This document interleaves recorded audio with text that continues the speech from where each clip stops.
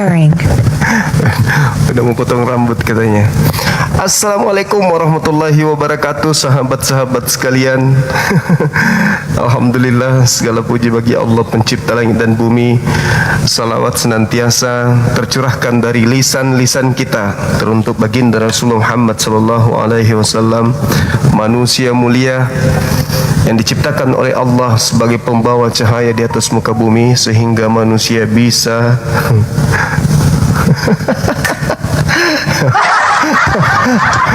Iya. Oke Dinda, oke, siap. Nanti kita botak. Oke. Dinda Jibril. Oke, adikku sayang, nanti ya. Aku masih di gunung soalnya. Masih di gunung nih. Udah mau sebulan di sini. Semedi terus. Alhamdulillahirabbil alamin. Masya Allah. Bintang sweet, barakallah fik. Luar biasa teman-teman. Lucu kawan-kawan kita ini. Banyak hal kelucuan yang terjadi. Adik-adik sangat perhatian sama Bang Suma, sampai rambut pun diperhatikan sama mereka. Allahu Akbar. Masya Allah. Baik, sahabat-sahabat dimanapun berada, kembali lagi kita jumpa pada siang hari ini. Sambil baca chat dulu ya.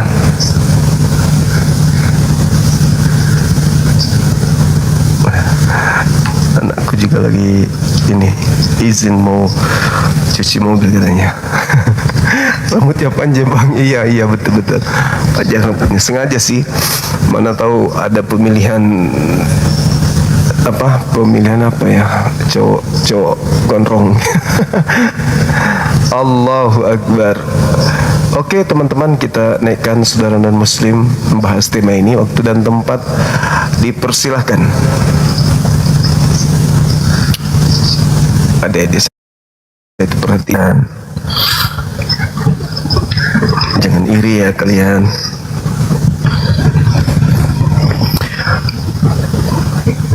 Halo, semangat malam.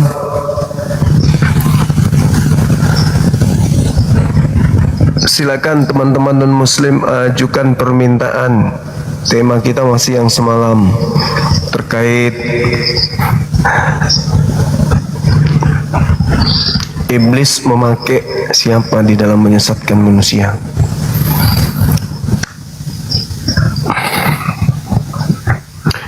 Silakan.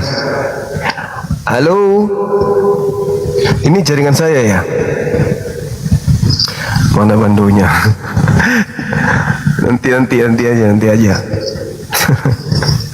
Mana bandonya? Ini kenapa ini bapak ini di atas tidak mau duduk ya? Terpental dia. Jaringan tidak bagus berarti. Silakan teman-teman non muslim ajukan permintaan. Kita membahas tema kita yang semalam kita belum tuntaskan karena belum ada dari pihak sebelah yang kemudian bisa menjawab dengan baik terkait dengan iblis itu menyesatkan anak keturunan Adam dengan menggunakan nama siapa? Apakah menggunakan nama baginda Rasulullah Muhammad sallallahu alaihi wasallam atau nama dari yang kalian sembah dan gitu. Begitu toh.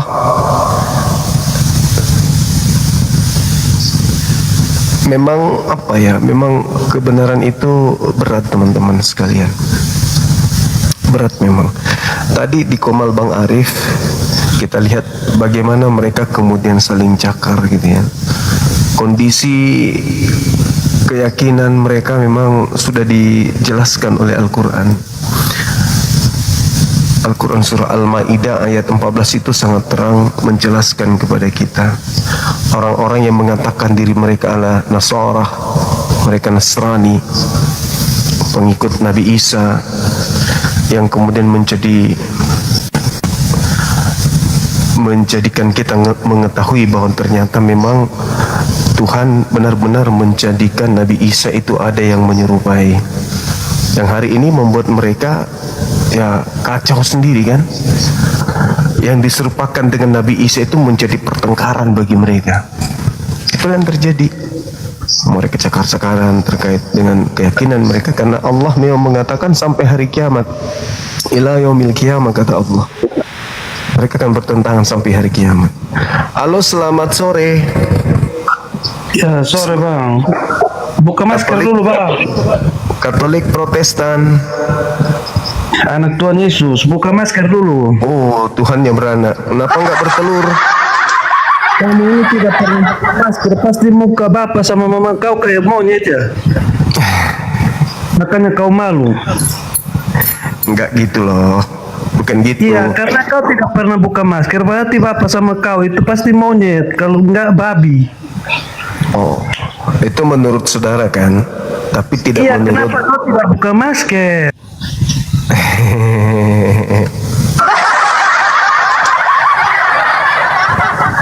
Jangan emosi kawan, santai santai. Naik ke sini tuh nggak usah kejang-kejang gitu. Oh, pakai masker juga boleh. Ya Anda kan cakep. Kalau saya jujur saya katakan saya buruk rupa, saya jelek. Saya nggak pede itu. Nanti mempengaruhi argumentasi saya ketika saya melihat wajah saya sendiri kan gitu. Makanya hal yang paling aku hindari itu ngaca, bercermin, karena ngeri. Kadang kalau aku sudah bercermin, aku susah tidur karena wajahku terbayang-bayang gitu, serem. Jadi izinkan saya pakai masker ya. Kalian kalau mau pakai masker juga boleh. Halo, semangat sore. Ya, selamat sore. Iya, sore, Bang. Assalamualaikum warahmatullahi wabarakatuh. Waalaikumsalam warahmatullahi wabarakatuh. Dari Muslim ya Bang ya? Ya bang, dari Muslim. Ya, gimana tema ini? Terkait dengan iblis nyamar sebagai Nabi Muhammad atau Yesus. Silakan Anda jelaskan atau Anda jadi narasumber biar saya turun. Gitu. Sudah turun duluan. Silakan teman-teman sekalian,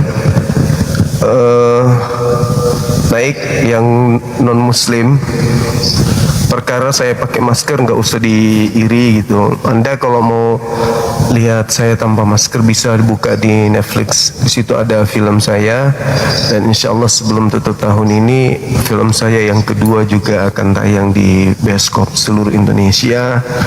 Tonton aja di situ. Yang mau lihat Bang Suma tanpa masker itu ada di sana.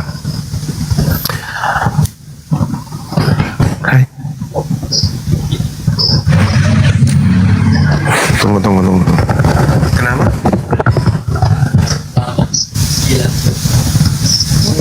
Minta diregis. Hah? Apanya? Lah kemarin di Arya, di Kak Ria. Mas orang generasi hancur sudah. Halo, silakan naik. Teman-teman non Muslim silakan naik. Ajukan permintaan.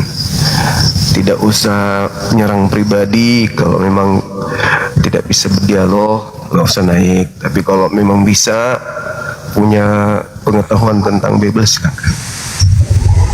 Halo, semangat sore. Halo. Selamat sore. Katolik Protestan Abang. Protestan. Protestan. Bisa buka kamera? Oh, belum bisa ya? Belum bisa ya? Iya, belum. Coba saya tanyakan dulu teman-teman yang lain yang bisa buka kamera ya Bang ya. Oke bang. Oke. Yuk, kasih. Siap. Semangat sore saudara. Semangat Batam. sore abangku. Katolik Protestan. Katolik bang. Boleh buka kamera, silakan. Silakan Bang. Kenapa turun ya? Baik, sambil menunggu yang lain mungkin ada argumentasi yang ingin disampaikan. Bang Langit Biru, silakan. Ya, tapi tidak bisa buka kamera, tidak apa-apa ya. Ya, saya karena memang belum bisa. Sambil menunggu yang lain. Silakan. Iblis nyamar sebagai nabi atau Yesus. Maksudnya ini Bang gimana? Maksudnya gini. Iblis itu kan musuh dari manusia kan ya. Saya rasa Kristen juga paham. Jadi musuh kita itu iblis. Upaya iblis itu setelah mereka menerima hukuman, dalam arti kata mereka berpasrah menerima diri mereka itu menjadi penghuni neraka, tapi dengan satu syarat, mereka diberi izin oleh Tuhan untuk mengajak manusia ke neraka bersama-sama. Maka setelah kita meyakini itu, maka iblis akan menjadikan apapun yang mereka bisa semaksimal mungkin supaya bisa membawa manusia itu jatuh pada neraka jahanam. Nah, antara Islam dan Kristen tentu ada di antara salah satunya ini menjadi kendaraan iblis untuk menjerat manusia. Ini adalah hal yang sangat dahsyat. Apakah Islam ini adalah kendaraan iblis untuk menjerat manusia? Karena kan di Islam begini, ud'u ila sabili rabbika bil hikmah. Serulah manusia kepada jalan Tuhanmu dengan jalan yang hikmah, dengan cara yang baik. Artinya Islam itu dijadikan Islam itu adalah sebuah keyakinan, sebuah agama yang menjaring manusia untuk masuk ke dalam Islam. Begitu juga Kristen.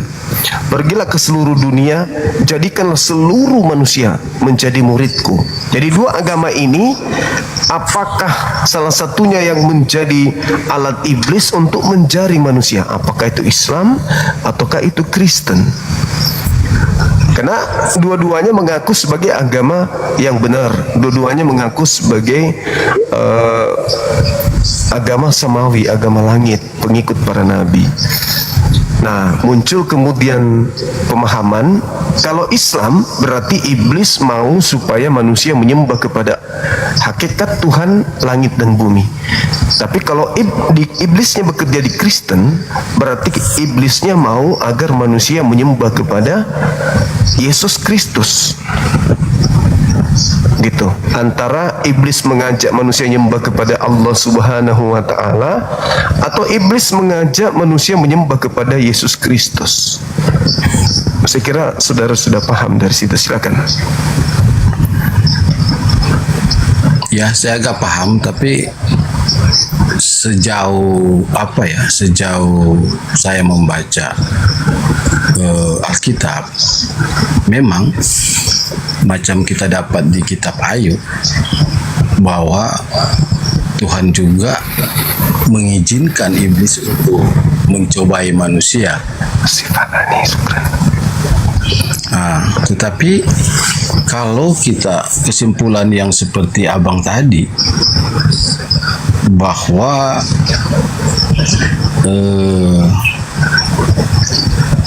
iblis akan memakai kita untuk apa? Justru di sini pemahaman begini justru yang harus kita jauhkan, karena dengan berbagai macam cara, dengan berbagai macam tipu daya, iblis akan berusaha supaya kita bisa menjadi teman dari iblis itu. Jadi kalau bapak Kristen kita, kalau Protestan kan Martin Luther sama jadi manusia ini, dunia ini adalah panggung.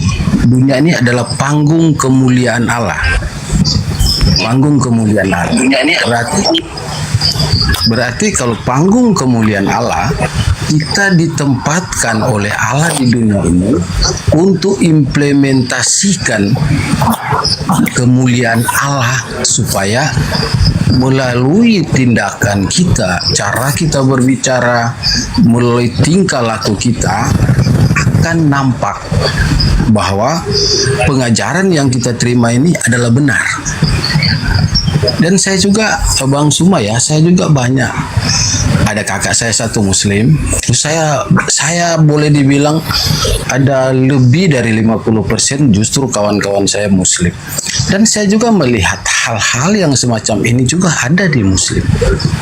Ada di muslim. Jadi memang kalau saya sering ikut-ikut perdebatan, saya lihat memang ya saya bukan mau apa ya, bukan mau menyalahkan, bukan mau menyalahkan. Tetapi justru di sini saya melihat banyak argumentasi yang sebetulnya bisa positif tetapi jadinya negatif. Karena seringkali ketika kita terlalu membenarkan iman kita, ketika kita terlalu mengapakan iman kita, justru kesalahan akan banyak datang ke kita. Saya sering lihat Bang Suma, pernah saya lihat Bang Suma dengan Edis TV. Saya nggak mau bilang saya Kristen, tapi saya nggak mau bela Edis TV, tapi saya juga tidak mau membela Bang Suma. Karena kelihatan argumentasi di sini jadinya jadi ndak begitu apa ya, ndak begitu menarik. Karena argumentasi ndak sepertinya nggak berjalan dengan tertib, ndak berjalan dengan, ya justru kita penonton yang mau menyimak di sini.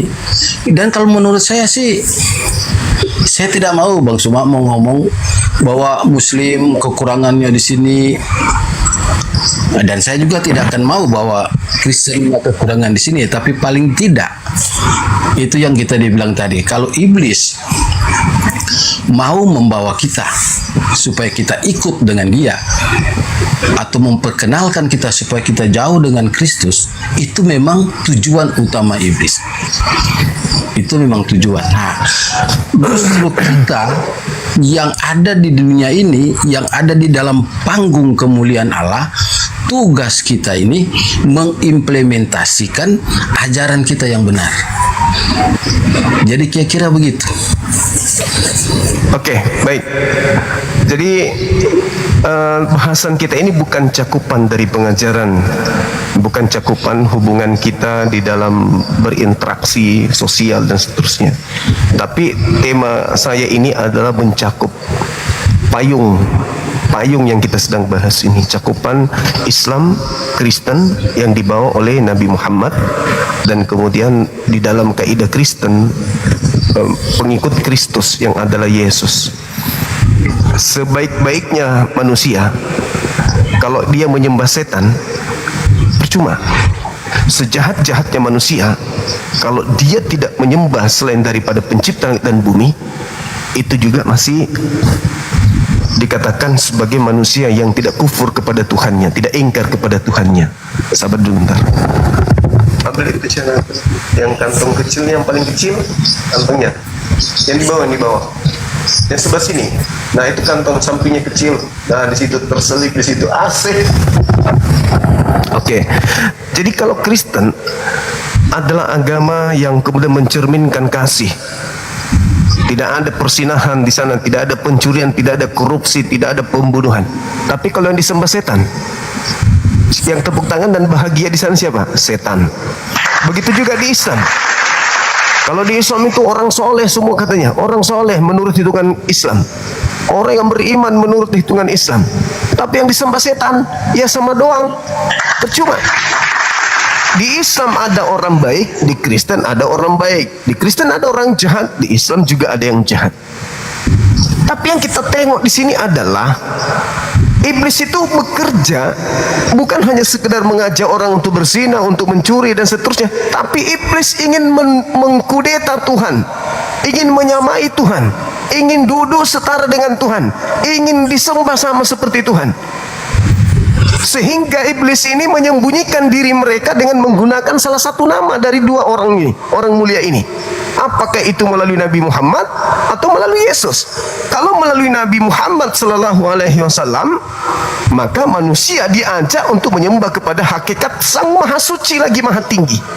Kami menyebutnya subhanahu wa ta'ala. Makanya tidak nampak fotonya, tidak nampak gambarnya, tidak nampak bentuknya, karena dia Maha Suci, tidak tersentuh oleh bentuk apapun yang ada di muka bumi ini. Dan begitu juga di Kristen, konon menyembah kepada Tuhan langit dan bumi. Tuhannya cuma satu.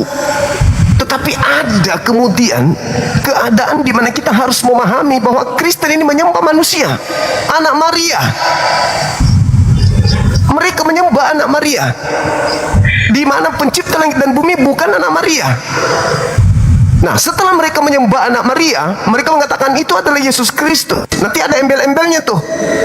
Berbagai macam propaganda muncul. Tuhannya Yahudi turun mengambil rupa manusia. Dia adalah firman yang turun menjadi manusia. Dia dan Bapa adalah satu. Segala macam produk yang dihasilkan oleh gereja untuk menggiring manusia menyembah kepada selain yang maha suci lagi maha tinggi. Jadi kalau saudara mengatakan di Kristen di Islam, yes, tetapi saya sedang membahas di sini payung utama kekristenan. Karena setiap agama ada pelaku kejahatan, setiap agama ada pelaku kebaikan. Sekarang iblisnya diam-diam baik, seibarat dia adalah seorang juragan. Iblisnya sekarang tinggal panen. Tinggal panen. Kenapa? Sudah ada manusia yang mereka jadikan sebagai tukang jala, menjala keturunan mereka, jala tetangga mereka, semua manusia di jalannya untuk masuk ke dalam ajaran mereka dengan bertopengkan ajaran rahmatan lil alamin mungkin, atau bertopengkan kasih mungkin. Tapi pada intinya mereka sudah mengkhianati pencipta langit dan bumi dengan menyembah setan, apakah itu dalam nama Nabi Muhammad atau dalam nama Yesus. Tapi di Islam, alhamdulillah, Nabi Muhammad tidak pernah berpesan waspadalah kepada iblis yang datang kepadamu dengan menyamar memaki namaku. Tapi Yesus terciduk di dalam Bible pernah menasihati muridnya, waspadalah kepada penyesat yang datang kepadamu memaki namaku dan berkata akulah Kristus, mereka akan menyesatkan banyak orang. Implementasi dari hal tersebut, hari ini pengikut Nabi Muhammad tetaplah kemudian menyembah kepada sang pencipta langit dan bumi, sedangkan ada sekelompok manusia mengaku pengikut Yesus dan menyembah kepada makhluk yang bernama Yesus itu. Nah, sebelum Anda ambil alih, saya sapa dulu tamu kita. Halo, selamat siang Saudara Robert, Islam Kristen Abang. Halo. Islam, Bang. Oh, Islam. Mohon maaf, kita turunkan dulu ya. Silakan non muslim naik. Oke, jadi Silakan Bang, silakan. ya, saya menghormati, saya menghargai pandangan dari Bang Suma tentang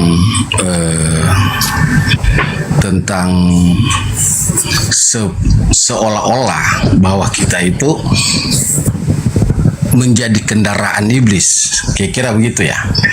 Nah, tetapi saya bisa menerima argumen seperti itu. Tetapi kalau saya balikin ke Bang Suma. Kemungkinan kalau saya mempunyai pandangan seperti itu, kira-kira Bang Suma gimana? Oke, baik. Kalau saudara memiliki pandangan, maka saya akan mempelajari di dalam kitab saya tadi. Makanya saya katakan, ada enggak ajakan Nabi Muhammad, seruan Nabi Muhammad agar umat Islam waspada kepada iblis yang datang memakai nama Nabi Muhammad? Itu tidak ada kami temukan. Waspadalah agar kalian jangan disesatkan, sebab akan datang banyak penyesat memakai namaku dan berkata akulah sallallahu alaihi wasallam. Mereka akan menyesatkan banyak orang. Itu nggak ada kami temukan data itu, nggak ada. Kalaupun itu data menurut Bang Suma tidak ada, saya sebagai orang yang tidak pernah masuk ke dalam data itu, oke, saya terima juga. Tetapi kita kembali ke sini, kita bisa menjadi kendaraan dari iblis itu, tetapi kita tidak bisa melihat apakah ajaran yang diberikan seperti itu. Karena di sini masuk ke personal. Ketika personal berbuat sesuatu yang seolah-olah menyenangkan hati iblis, nah, itu kita tidak bisa samakan bahwa iman saya seperti itu ajaran. Tuhan Yesus berkata, hati-hati kepada penyesat. Justru di sini nilai positif yang kita ambil. Justru sudah di attention, sudah wanti-wanti oleh Yesus Kristus, hati-hati jika ada penyesat yang datang menyesatkan kamu. Ya kan? Jadi tidak ada di situ, tidak ada satu apa bahwa ada satu ajakan dari Yesus. Tidak ada. Justru di situ diberikan satu perhatian, jangan sampai kita sesat. Karena akan datang penyesat. Jadi di sini sudah bisa dilihat bahwa Yesus Kristus sudah tahu ke depannya akan datang penyesat yang mungkin mengakui sebagai Yesus Kristus. Ternyata itu iblis. Banyak, dan itu banyak. Tetapi banyaknya di sini yang mungkin juga timbul dari orang-orang Kristen juga, iya. Tetapi jangan kita ambil personalnya, sebab iman kita tidak pernah mengajari hal yang demikian. Saya rasa juga seperti Bang Suma juga begitu. Bang Suma itu jangan bilang bahwa di Muslim tidak ada, bahwa di Muslim tidak ada. Banyak, dan ini harus kita mengakui. Kita tidak usah mau berbicara siapa yang saya maksudkan, personal siapa yang saya maksudkan, tetapi saya rasa Bang Suma juga tahu bahwa di Muslim juga ada orang-orang yang mengaku agamais, yang mengaku justru berbuat sesuatu yang tidak dikehendaki oleh ajaran Muslim sendiri. Iya kan? Jadi argumen Bang Suma saya terima, tetapi saya balikin juga argumen itu. Ternyata kita itu tidak, kalau bagi saya, kita tidak perlu melebih-lebihkan apa iman kita, dan tidak perlu juga kita menjelek-jelekkan, mengkurang-kurangkan apa iman orang lain. Tugas kita sebagai kemuliaan Allah yang ditempatkan di muka bumi, menunjukkan sikap yang baik, ajaran apa yang baik, dari tutur kata kita, dari tingkah laku kita, dapat jadi contoh dan teladan, sehingga dari apa yang kita tunjukkan, apa yang kita lakukan, dilihat disitulah kebenaran iman kita. Oke. Saya rasa begitu. Ya, di sini ada ketidakjujuran ya ketika saudara mengatakan waspadalah kepada penyesat.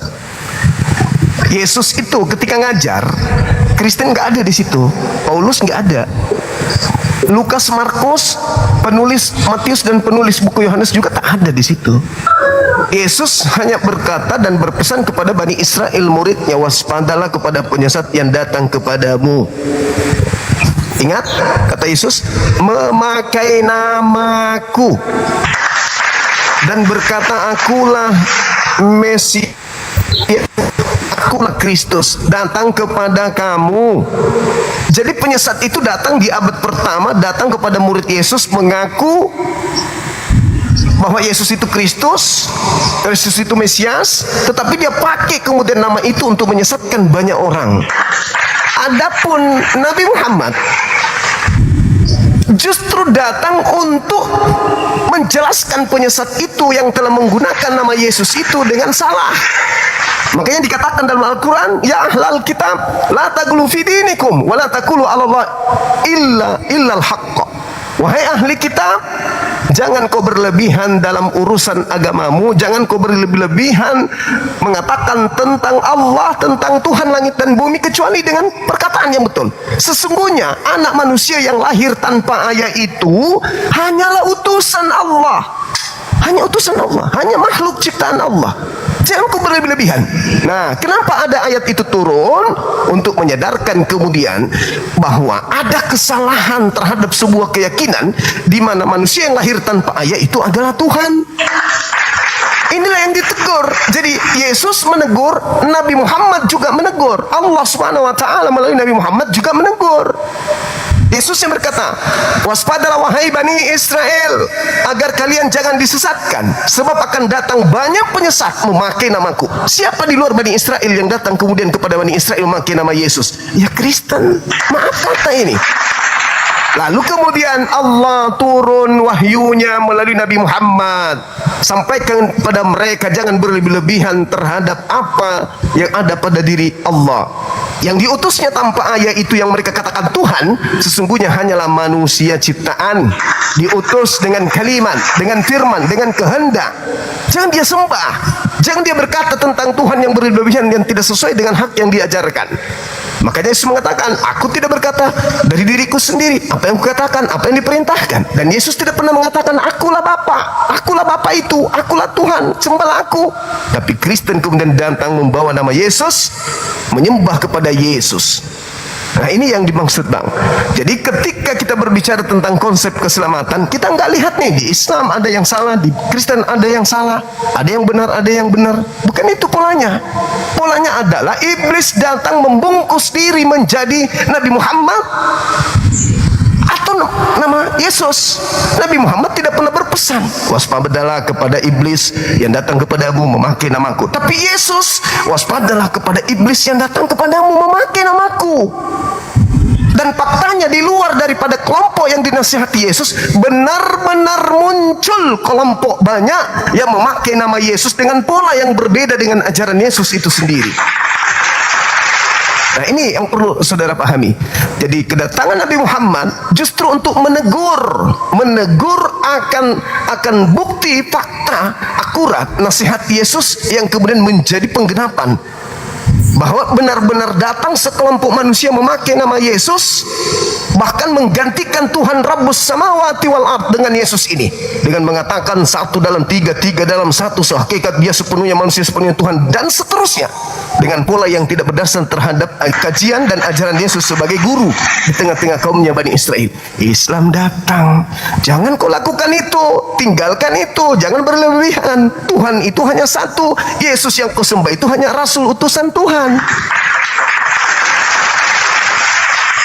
Ya, semoga abang ini paham bahwasanya iblis datang memakai nama salah satu dari dua manusia mulia ini untuk menjaring manusia menyembah kepada salah satunya dan meninggalkan penyembahan terhadap Tuhan yang sesungguhnya.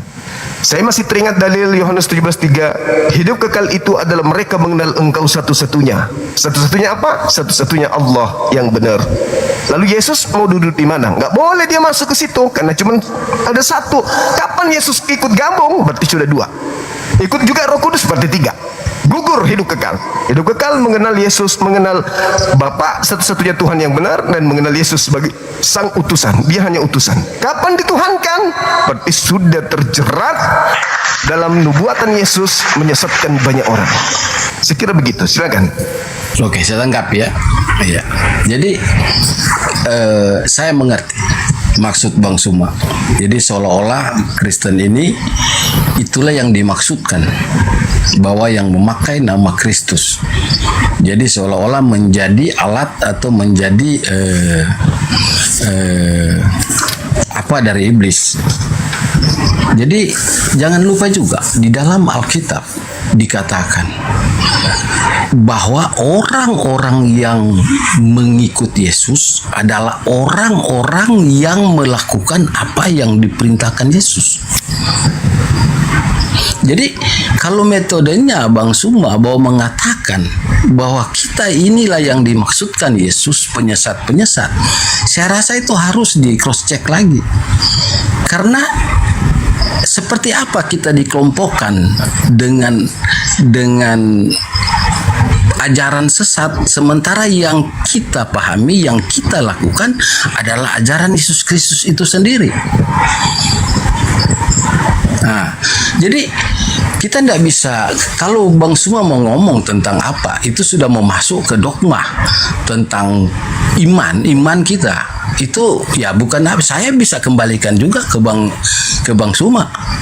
Kalau kita mau bicara iman, ya maaf kata, bukan saya tidak mau tahu atau bukan ranah saya dan saya tidak perlu tahu. Tugas saya sebagai orang yang mengenal Yesus, yang melakukan apa yang Tuhan Yesus kehendaki, seperti yang saya katakan tadi, menunjukkan, mengimplementasikan kasih yang sudah diajarkan. sehingga orang lain bisa melihat. Dan saya tidak bisa mau seperti Bang Suma mau bilang, mau bicara, mau mengakui bahwa inilah Nabi Muhammad, dia datang untuk menyatakan itu.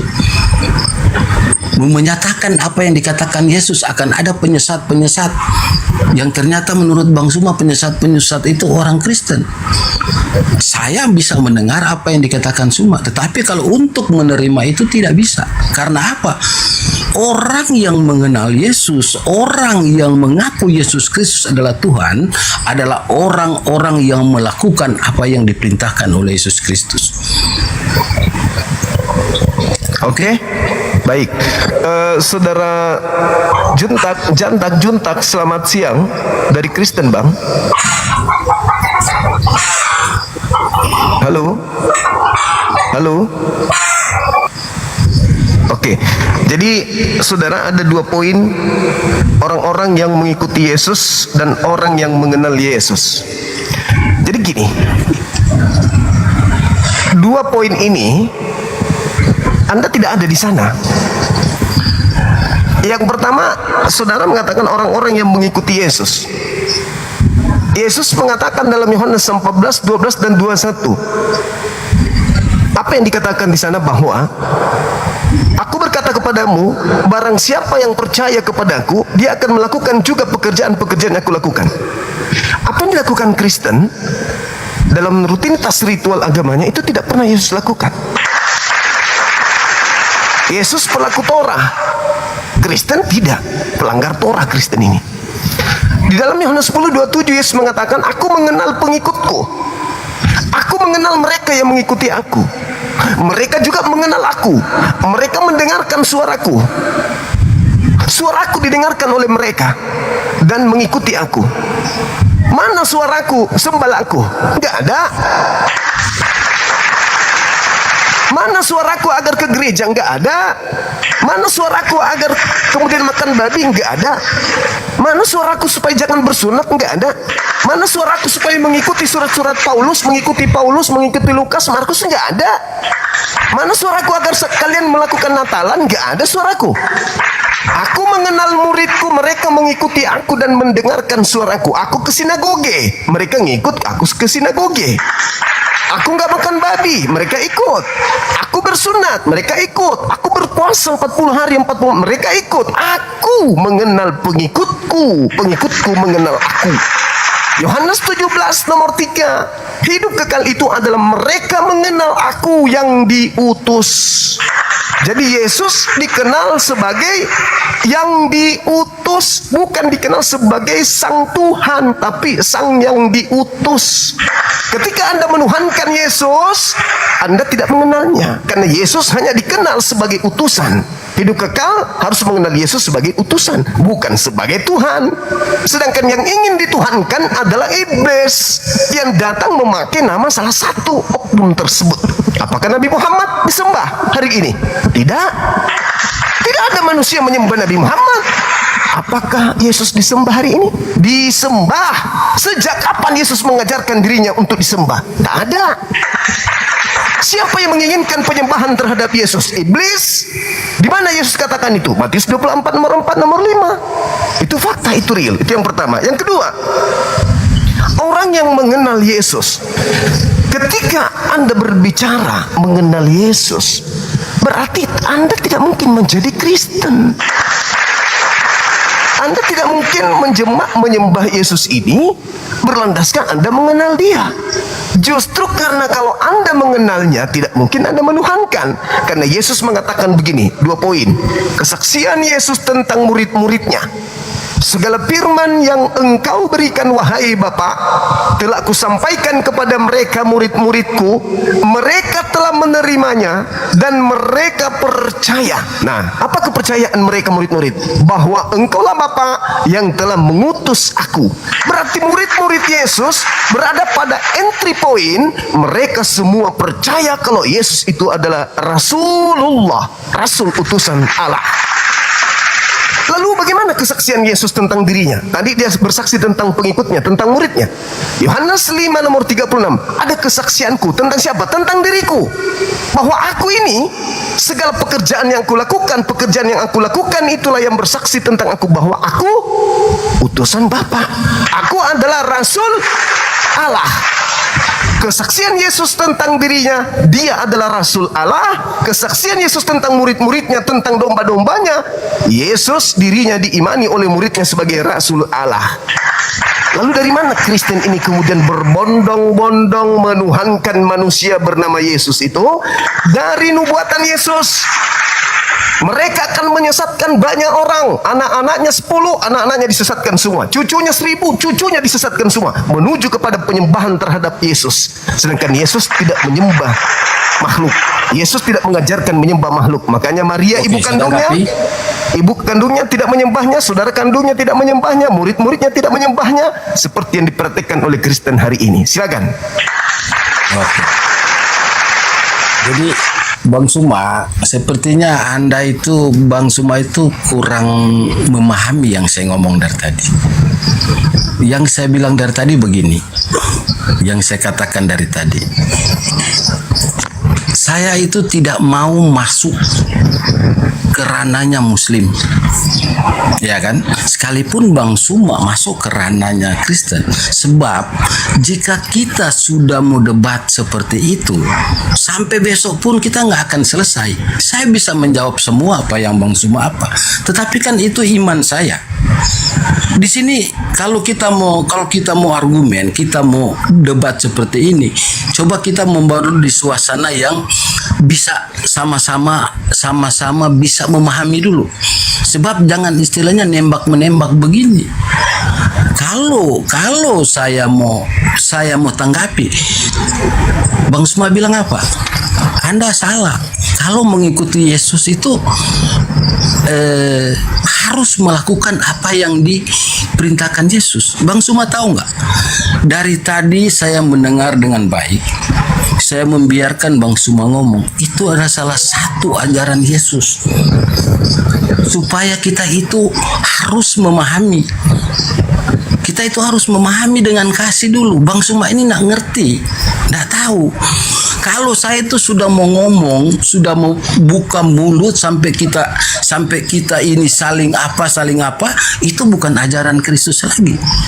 Jadi salah satu ajaran Kristus yang saya bawa seperti itu, lemah lembut. Tetapi bukan berarti saya berdiam, saya tidak tanggapi. Bukan berarti apa yang ngomongin Bang Suma itu udah benar semua. Sebab mau menerangkan tentang sunat, tentang itu tidak bisa, itu jauh. Kenapa? Tidak mungkin dong orang Kristen sebodoh itu. Tuhan Yesus sendiri aja disunat, kok masa kita orang Kristen nggak disunat? Itu harus pikir. Bang Suma jangan melemparkan batu yang ringan. Sekalipun Bang Suma ngomong itu, kalau cuma bukan batu, cuma kapas atau cuma gabus, itu tidak akan terasa untuk menggoyahkan iman saya. Itu tidak bisa. Bang Suma pelajari dulu kenapa ya orang Kristen tidak disunat, sementara Yesus Kristus sendiri disunat. Itu yang harus dipikir. Kenapa mereka mengaku bahwa itu adalah Allah itu sendiri? Masih di dalam kitab Kejadian sudah diceritakan tentang domba, tentang Yesus Kristus. Begitu Adam dan Hawa jatuh ke dalam dosa, Yesus Kristus sudah diceritakan bahwa keselamatan itu diberikan oleh Allah. Keselamatan itu kasih karunia anugerah dari Allah, bukan kita mau cari pahala. Tidak ada begitu. Itu kita sudah mau masuk di dogma. Mungkin Bang Suma kalau saya ngomong begini nggak menerima. Di Kristen tidak ada kita cari pahala, tidak ada. Kita sudah dianugerahi itu keselamatan. Jadi tidak perlu kita lari sampai di situ. Tidak perlu kita mau ke situ. Sebab kalau kita mau bicara ke situ, sampai besok pun tidak akan putus.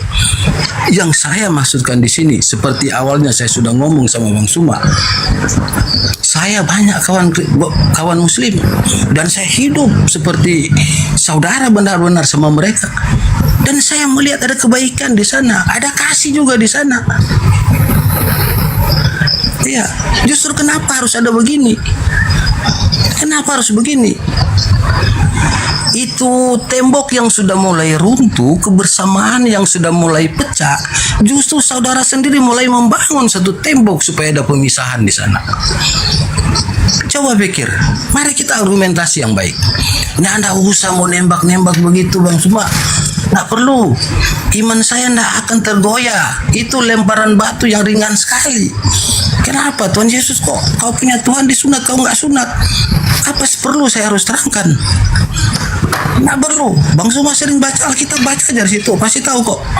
Kenapa orang Kristen nggak apa, pasti tahu. Nggak perlu begitu. Mari kita secara dewasa. Secara apa? Tujuan kita ini seperti apa? Bukan melakukan pemisahan. Justru di sini kita harus bagaimana supaya kita ini menjadi satu. Satu di dalam apa? Allah apa kalau bahasa apa? Allah pencipta langit dan semesta, apa itu bahasa Arabnya? Subhanahu wa ta'ala. Iya. Maha suci lagi maha tinggi. Apa Bang Suma? Saya bukan saya datang ke sini bukan untuk melawan, bukan untuk apa. Mari kita argumentasi yang baik. Mari kita apa yang baik. Dalam hati juga kemungkinan juga saya punya kekurangan. Tetapi bukan berarti juga saya harus mengakui bahwa saya kurang, terus Bang Suma itu tidak ada kurangnya. Dari tadi kalau saya mau lawan banyak Bang Suma. Banyak. Itu seperti saya bilang tadi, orang Kristen, Yesus Kristus tidak pernah menyuruh orang datang ke gereja hari Minggu. Kenapa orang Kristen datang ke gereja? Itu harus dipikir, pelajari dulu. Jadi seolah-olah saya mau dilemparkan, itu tidak akan menggoyahkan iman saya. Tapi saya perlu kasih tahu, kenapa kita datang ke gereja hari Minggu? Kita mengucap syukur karena di hari Minggu itulah kebangkitan Yesus Kristus, kemenangan kita di situ. Tapi kan itu iman kita kan. Dan saya tidak memaksakan Bang Suma untuk percaya itu. Dan Bang Suma juga tidak perlu mau tembak sama saya bahwa itu satu kesalahan. Iya kan? Tidak perlu juga. Saya rasa begitu Bang Suma. Jadi tidak perlu kita sampai mau harus sampai Bang Suma punya satu opini, satu apa bahwa Kristen itulah yang dimaksudkan Yesus Kristus penyesat. Oke, baik. Jadi gini. Oke, tadi saudara mengatakan tidak bisa, Anda tidak mau masuk ke dalam ranah Muslim. Kenapa Anda tidak masuk ke dalam ranah Muslim? Kan ini tema dua arah. Jawabannya bukan karena Anda itu kasih, enggak. Tapi karena Yesus memang tidak pernah menubuatkan bahwa penyesat itu bernama Nabi Muhammad. Justru Yesus itu mengajarkan apa? Juru selamat. Selamat itu Shalom, Shalom itu Islam. Jadi ketika saya menjelaskan data, Anda tidak bisa mengelak memang. Satu-satunya cara ya kita harus bersatu, jangan ada begini. Ya memang itu caranya. Tetapi ketika kita bertanya, apakah Yesus meminta Yahudi, Bani Israel agar waspada kepada penyesat yang datang memakai nama Yesus dan berkata akulah Kristus, menyesatkan banyak orang, dan ada kelompok asing di luar mereka yang benar-benar datang, yaitu Paulus in the gang yang memakai nama Yesus kemudian dengan pola yang berbeda dengan ajaran Yesus ketika penginjilan di tengah kaum Bani Israel. Anda nggak bisa berkutik apa-apa di situ. Gak bisa, mau ngapain lagi? Terciduk. Nabi Muhammad tidak pernah tersentuh sedikit pun ajaran Yesus tentang penyesatan, akan datang penyesat memakai nama Nabi Muhammad dari Arab. Gak ada cerita begitu. Membawa qiraah, membawa bacaan, kitab materai, gak ada bacaan begitu dalam Bible. Gak ada. Justru Yesusnya mengatakan, aku minta kepada Bapa agar Bapa mengutus seorang penolong lain yang akan memuliakan aku, yang akan memuliakan aku, membersihkan namaku, memberi aku tumpangan pada saat aku haus, pada saat aku lapar, pada saat aku kedinginan. Dialah yang akan datang memberikan tumpangan kepadaku. Itu yang disampaikan Yesus. Kerajaan Tuhan akan diambil daripadamu dan akan diberikan kepada bangsa lain yang akan menghasilkan buah kerajaan itu. Itu yang dikatakan oleh Yesus. Tapi tidak ada dikatakan waspadalah kepada penyesat yang datang kepadamu memakai nama Nabi Muhammad dan berkata akulah sallallahu alaihi wasallam. Penyesat, dia akan menyesatkan banyak orang. Orang banyak yang disesatkan itulah Islam. Tapi apakah ada? Tidak ada. Yang ada adalah kepada orang Yahudi, waspadalah agar kalian jangan disesatkan, sebab akan datang banyak penyesat memakai namaku dan berkata, akulah Kristus, akulah Mesias. Mereka akan menyesatkan banyak orang. Siapa penggenapannya? Benar, datang orang banyak. Paulus in the gang datang kepada murid-murid Yesus, membantai kemudian murid-murid Yesus. Lalu kemudian mereka banyak orang itu disebut Kristen, pengikut Kristus, memakai namaku dan berkata, akulah Kristus, pengikut Kristus. Itulah Anda. Jadi ketika Anda mengatakan saya di sini berdebat cerminan daripada agama saya kasih, di awal tadi saya sudah mengatakan, Bang, di Kristen ada yang baik, di Kristen ada yang jahat. Begitu juga Islam. Tapi ingat pola iblis. Ketika datang ke Adam, apakah dia datang dengan kejahatan? Tidak. Dia datang dengan lemah lembut.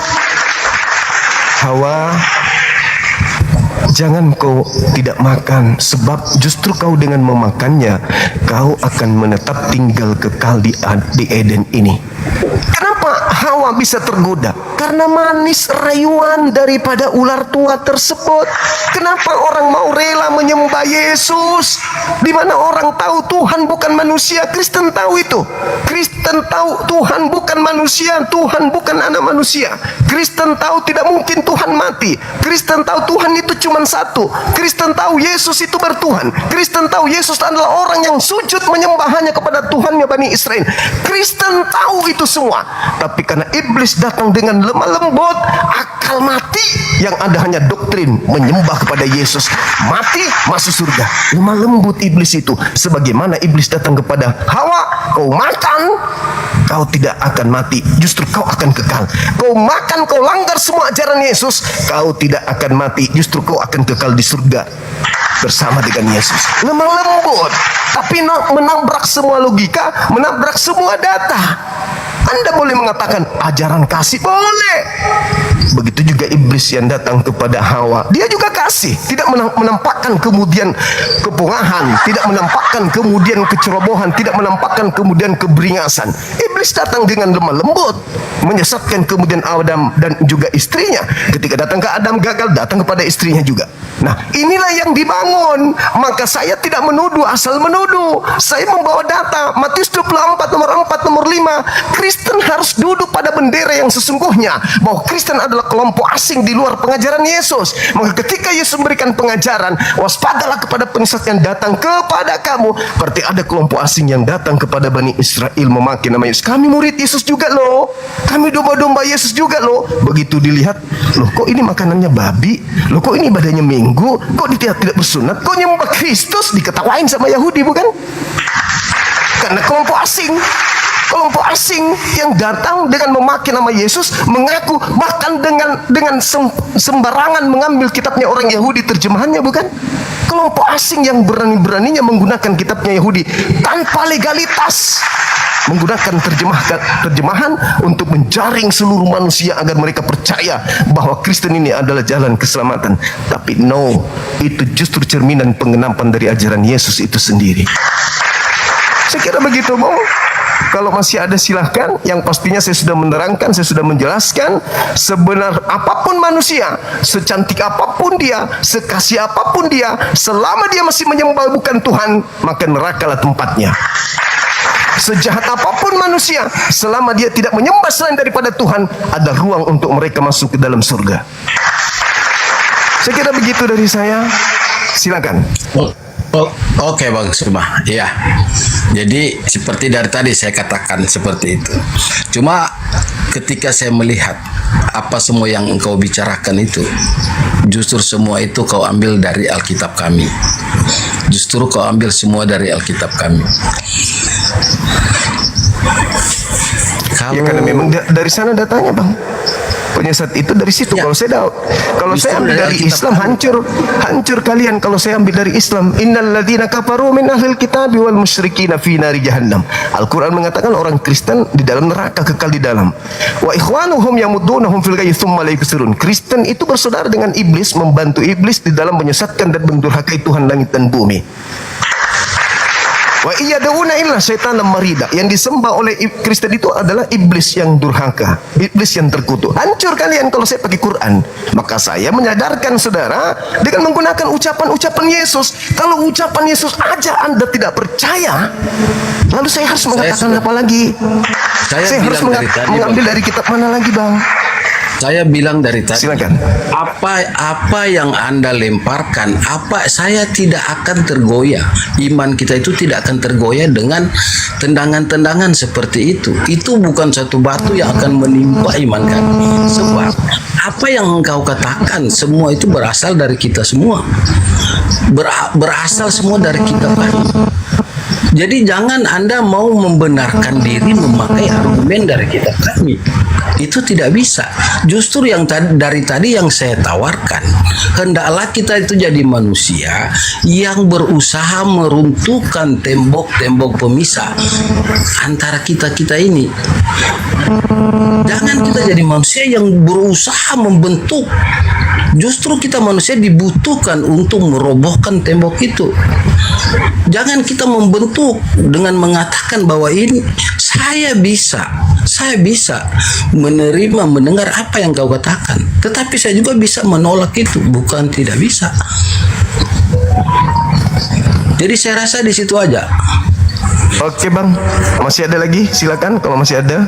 Kalau tidak kita Oke Bang, makasih ya. Makasih saudara Langit Biru. Oke, makasih Bang. Iya, makasih teman, makasih. Jadi buat teman-teman Kristen yang lain, mendengarkan pernyataan saudara kita yang tadi yang terakhir dia katakan, kamu mengatakan itu semua data-data kau ambil dari kitabku. Bung, untuk mengatakan bahwa kuman itu bahaya, yang diteliti adalah kuman itu sendiri. Untuk kemudian mengetahui cara mengobati bakteri yang jahat, maka yang diteliti itu adalah bakteri itu sendiri. Untuk mengatakan bahwa uang itu palsu, yang menjadi kajian objek adalah uang palsu itu sendiri. Jadi kalau Anda terheran-heran, merasa tergores hati Anda dengan kebenaran yang saya sampaikan karena itu berasal dari kitab saudara, ya saya katakan apa lagi? Itu derita Anda, bukan derita saya. Tugas saya sudah selesai. Saya hanya memberitakan kebenaran itu, bahwa ini palsu, ini benar, ini setan, ini malaikat, ini Tuhan, ini hantu. Tinggal Anda renungkan saja. Islam datang untuk menjelaskan gimana jalan lurus itu. Baca Al-Quran surah Al-Fatihah. Kita diminta untuk memohon kepada Allah, tunjuki kepada jalan orang-orang yang diberi nikmat keselamatan. Bukan orang yang didurhaka, orang yang durhaka, bukan pula orang-orang yang sesat, bukan. Tapi Islam datang meluruskan kemudian kedua kelompok ini, yaitu mengajak mereka menuju kepada ridha Allah untuk mendapatkan nikmat keselamatan.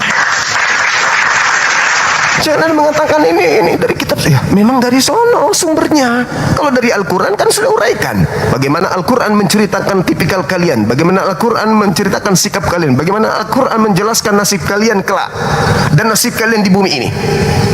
Al-Quran sudah mengatakan itu. Kami sebagai penganut kitab suci Quran, sebagai saudara, kalau Anda mengatakan ingin mempersatukan, inilah yang saya lakukan supaya kita satu. Jangan ada di antara kita menyembah makhluk. Anda mau satu kan? Satu. Yuk, mari kita menyembah kepada apa yang Anda ingin cari tadi. Apa namanya? Apa gelarnya? Apalagi subhanahu wa ta'ala. Mari. Aku ada di sini justru untuk itu. Tapi kalau Anda tetap ingin menyembah kepada makhluk, aku tidak paksa lah, ikrah fiddin. Saya Bang Suma hanya sebagai penginjil jalanan memberikan peringatan kepada saudara dari Bible yang Anda katakan Injil.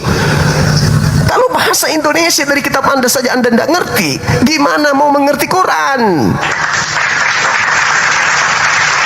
Dan kalau Anda bermimpi masuk surga dari kajian-kajian literasi dogma dan doktrin dalam kitab saudara, jangankan masuk surga, masuk angin saja tidak. Begitu Bung, makanya saya katakan, tolong sini saudara-saudara Kristen, pastor, pendeta, lulusan Amerika, lulusan apapun itu, hadapi kita. Anda STT, sementara kuliah, penyelesaian skripsi, tesis dan seterusnya, silakan hadapi kita. Pakai ilmu tapi. Oke, pakai ilmu. Begitu saudara, jangan setelah berdebat dan terus kita tidak perlu kayak begini, kita begini, tidak akan goyah meskipun saya dilemparkan. Lah kan Yesus sudah bilang, jangan kau berikan mutiara kepada babi bangsuma. Jangan kau berikan kemudian barang kudus kepada anjing, sebab mereka hanya akan meludahinya dan akan menginjak-injaknya. Percuma, jangan ku kasih. Inilah buktinya. Makanya Yesus melarang kepada Bani Israel untuk jangan melemparkan Torah, jangan melemparkan Injil kepada Roma, kepada Yunani, kepada bangsa di luar Bani Israel, karena hanya akan diinjak-injaknya. Apa buktinya? 2 kitab ditenteng. Ini kitabnya Yahudi, ini kitabnya mereka, digabung menjadi begini, diketek begini. Dalamnya berbunyi apa? Jangan ada ilah lain di hadapanku. Ditenteng nih kitabnya nih. Apakah mereka mengagungkan ini, menyimpan di atas kepalanya sebagaimana Al-Quran disimpan di atas kepala? Tidak, dipijak. Jangan ada ilah lain. Nggak make, kamu hanya aksesoris doang. Jangan kau makan babi, itu haram bagimu. Dipakai di sini aja, dipijak, tidak jadikan sebagai sesuatu yang jadikan sebagai panduan agama. Kuduskan hari Sabat. No, tidak ada itu. Itulah yang maksud Yesus. Jangan kau berikan mutiara, jangan kau berikan barang kudus itu, karena akan dipijaknya saja. Kami yang di luar daripada Bani Israel, bukan pemegang Torah, bukan pemegang Injil, bukan pemegang Mazmur, tapi kitab-kitab itu kami simpan di atas kepala. Subhanallah, kami memuliakan mutiara dan juga barang kudus dari pencipta langit dan bumi tersebut. Kami bukan pemegangnya, tetapi kami memuliakannya. Kami beriman kepada untayan-untayan lisan dari kalimatullah yang menjadi mutiara dan juga barang kudus bagi kaum Bani Israel. Catat itu baik-baik. Catat itu, supaya kalian itu bisa menyadari Islam datang sebagai penolong terakhir bagi manusia. Silakan saudara-saudara non muslim naik ke atas ini. Materi masih tetap yang sama. Silakan.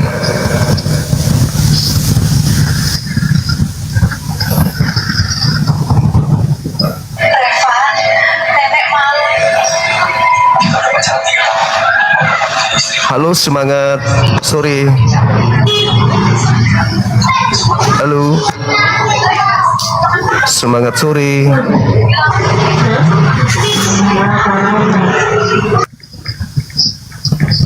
Sabar ya teman-teman ya.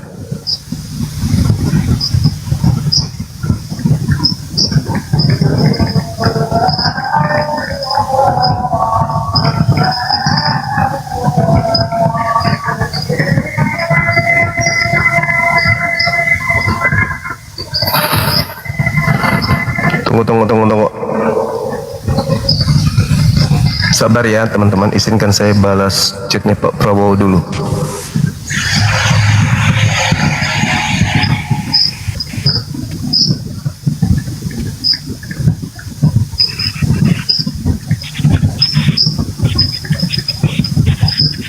Pak Prabowo minta saya jadi wakil presidennya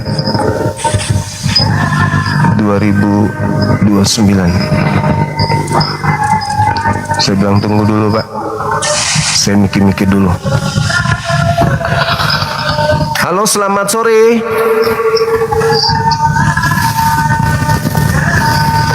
Semangat sore. Kok pada ketawa? Kan kalau jadi wakil presiden itu kan harus loncatan berpikir itu, TikToknya harus dapat begitu dong. Makanya saya ditawarin ya, kalau jadi ya berarti mimpi saya nyata kan gitu. Artinya apa? Mimpi orang juga chat sama anak gadisnya kok. Halo, selamat sore. Halo abang. Banyak yang mengaminkan. Allahu Akbar. Halo, semangat sore. Halo. Kalau saya jadi wakil presiden, langkah pertama yang saya buat apa, teman-teman? Merubah lai? Enggak. Saya tidak akan merubah. Cuman mengganti sedikit aja, diperbaiki, diluruskan. Apa itu? Ku jadikan Masjid Lembaga Al-Kutub Indonesia. Tetap aja tulisannya lai, tapi Al-Kutub bukan Alkitab.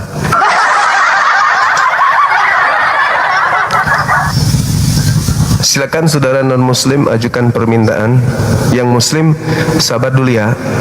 Ya, nanti kalau saya sudah tutup baru kita naik yang muslim. Kalau sudah tutup dialog.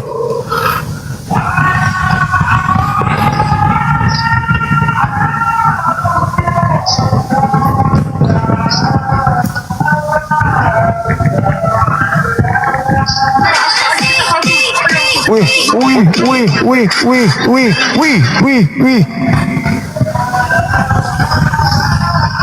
Halo, selamat sore. Halo. Benyamin Payung Alo.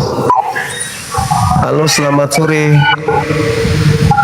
Sore Bang Dendra Katuak. Halo.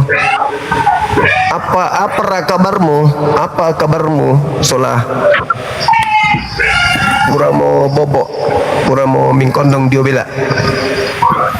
Halo. Ya. Apa mukana mana? Apa mukana? Kupa gua puram kira ke kumande. Apa tahu dia mukana? Mukana balle kok.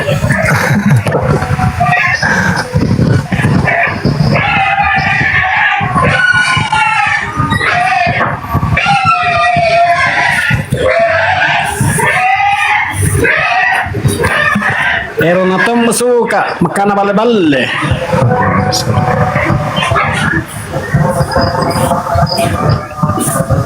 Kenapa kau makan balle terus semua?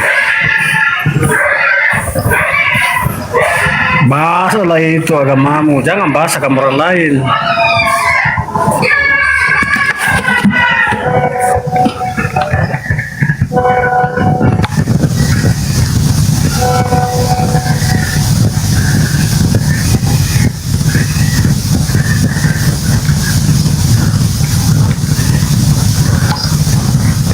Susah nak kodong erotong bahasa Mangkasar Totorajaya. Enak kulle pun Totoraja bahasa Mangkasar. Kasar dudui. Ce. Erotong ingkering di pakaian atau Mangkasar. Tidak kulle pun atau Mangkasar. Selesai lidana. Ayo teman-teman, jangan menggunakan bahasa daerah kalau bukan ini, mau terlalu memaksakan nanti diketahui sama yang punya bahasa.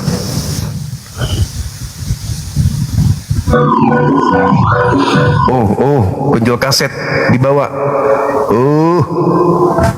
Jadilah kau batu tawas kuburan Cina.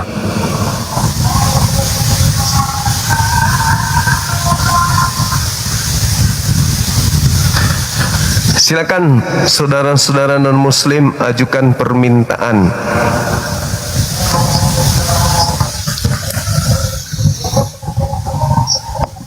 Halo.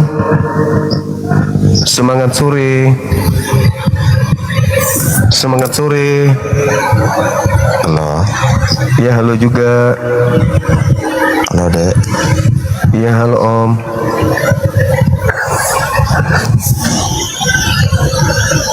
Semangat sore.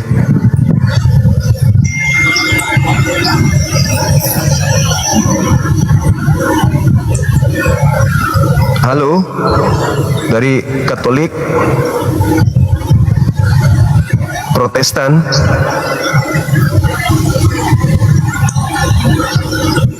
Halo. Halo. Iya. Halo, Dek Juma. Iya, Paman. Buka maskernya, Dek Juma. Oh, Mama Pasti peminum tua ini. Minum tua. Manusia yang tak terbimbing dengan baik. Halo, semangat sore. Halo, selamat sore.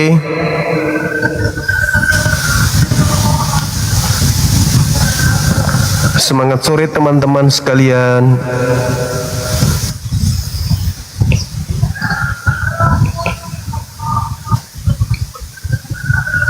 Semangat sore.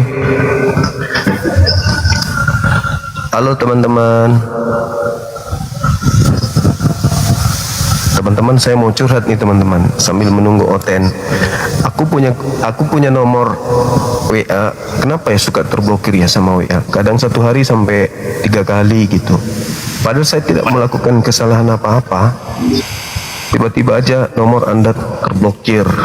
Terus di situ dikatakan akun Anda sedang diblokir. Silakan ajukan banding. Kenapa ya kayak gitu ya? Oh, serius itu? Itu di hacker, tapi terbuka nanti tertutup lagi. Kok disadap? Serius? Saya pakai Android. Begini.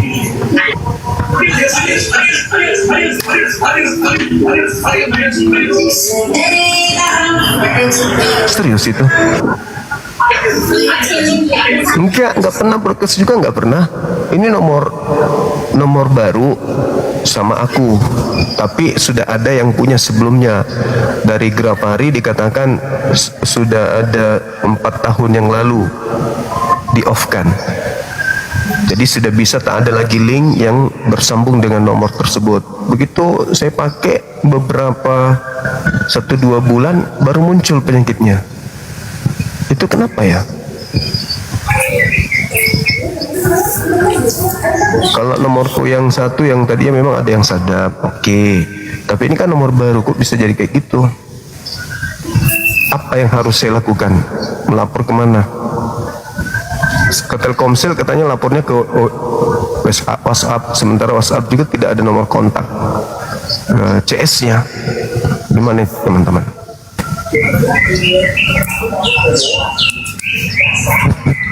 Update APPS Bang.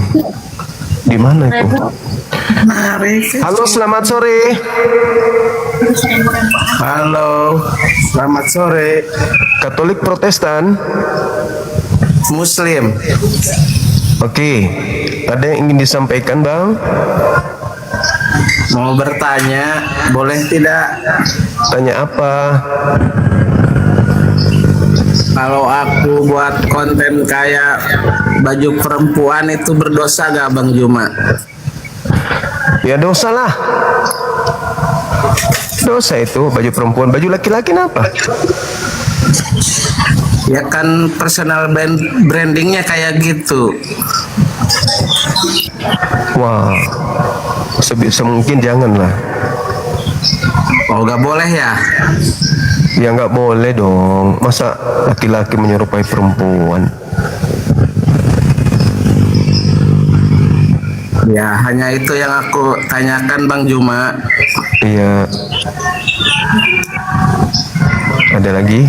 Hanya itu ya. Makasih ya Bang ya. Halo, selamat sore.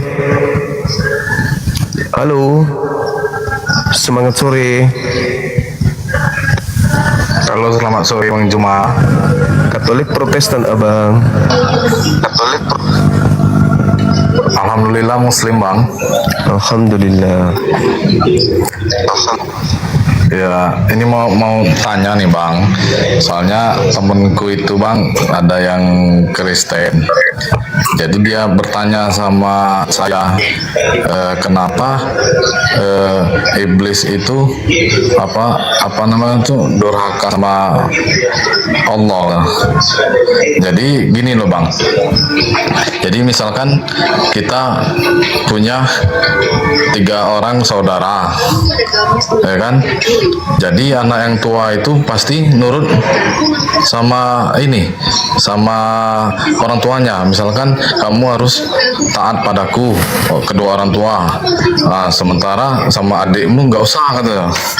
Berarti kata dia, iblis itu kan tetap pendirian katanya. Gimana tuh Bang Juma? Maksudnya apa? Nggak ngerti aku. Bang Juma, Ya, Bang, ya, halo. nanti saya DM. Itu ada beberapa kode gitu. Nanti abang bisa cek dari device abang. Nah itu biasanya kalau misalnya handphone itu udah pernah kesadap, itu bakalan nanti ketahuan. Nanti saya kode DM-nya itu saya kode apa? Saya DM abang, saya kode.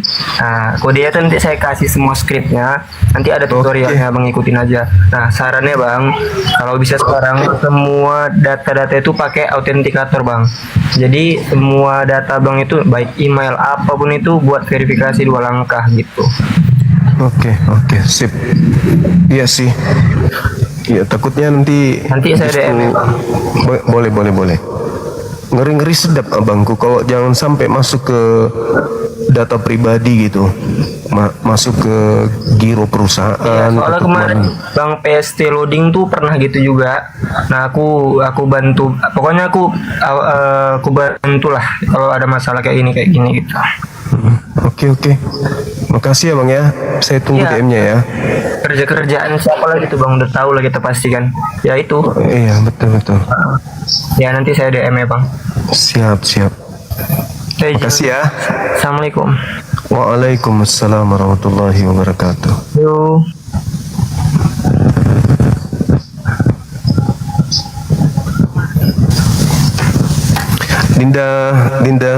Dinda, Ustadz Dio ada nggak dibawa? Naik dulu deh, di sini udah azan. Bunda Rahma. Benyamin payung alok kendek ngkoin dete, maneku sombaki pelokmu.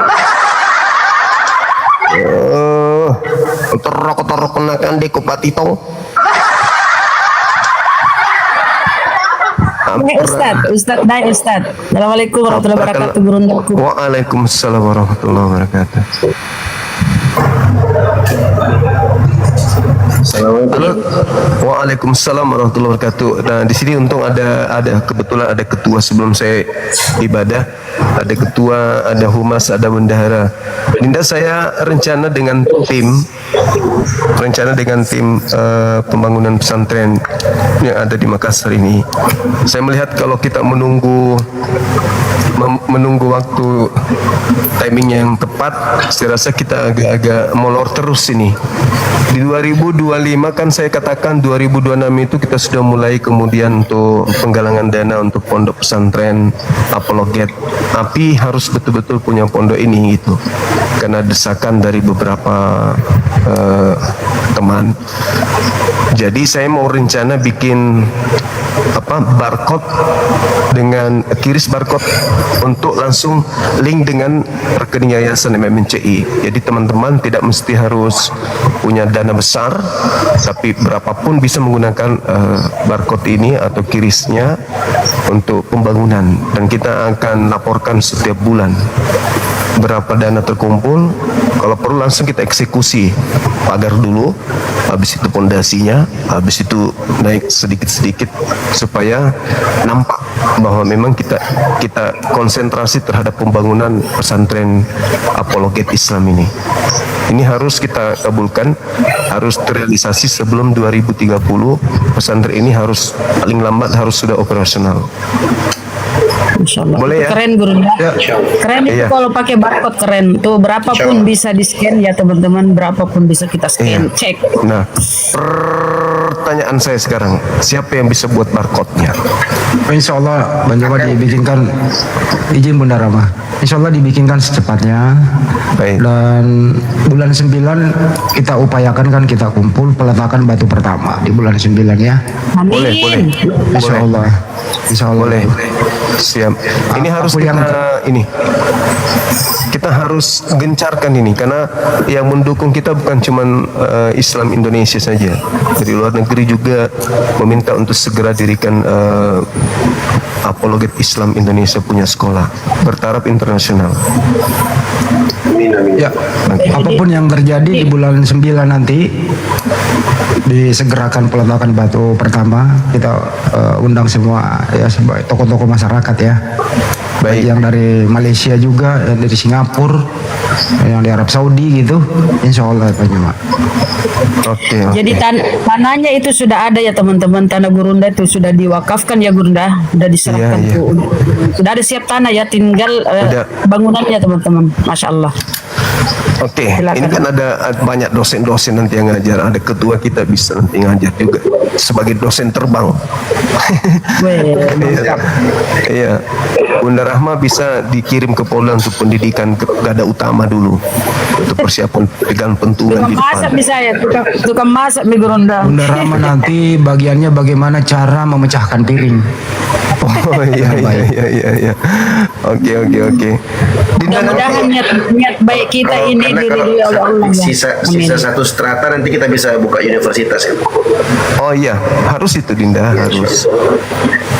Terus ada lagi nih, ada PR antum, tolong di DM saya, di WA saya terkait dengan nomor hadits yang Nabi Muhammad SAW mengatakan, jika engkau bermimpi aku yang datang maka itu adalah aku, sebab iblis tidak akan berkuasa untuk menyerupai aku. Nomor hadisnya Dinda. Ya. Oke, siap. Saya Kirim sekarang. Oke, makasih. Baik teman-teman, Bang Arif, guruku Bang Arif, thank you, saya ibadah dulu ya.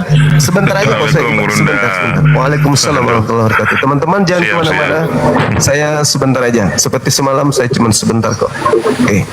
Assalamualaikum warahmatullahi wabarakatuh. Waalaikumsalam warahmatullahi wabarakatuh. Yang saya laporkan juga mengenai perkembangan nih Pak Ketua dan kepada semua kaum muslimin dan muslimat bahwa program API yang sedang berjalan hari ini adalah renovasi Masjid Al-Husaini di Kabupaten Cianjur, Kecamatan Ciranjang.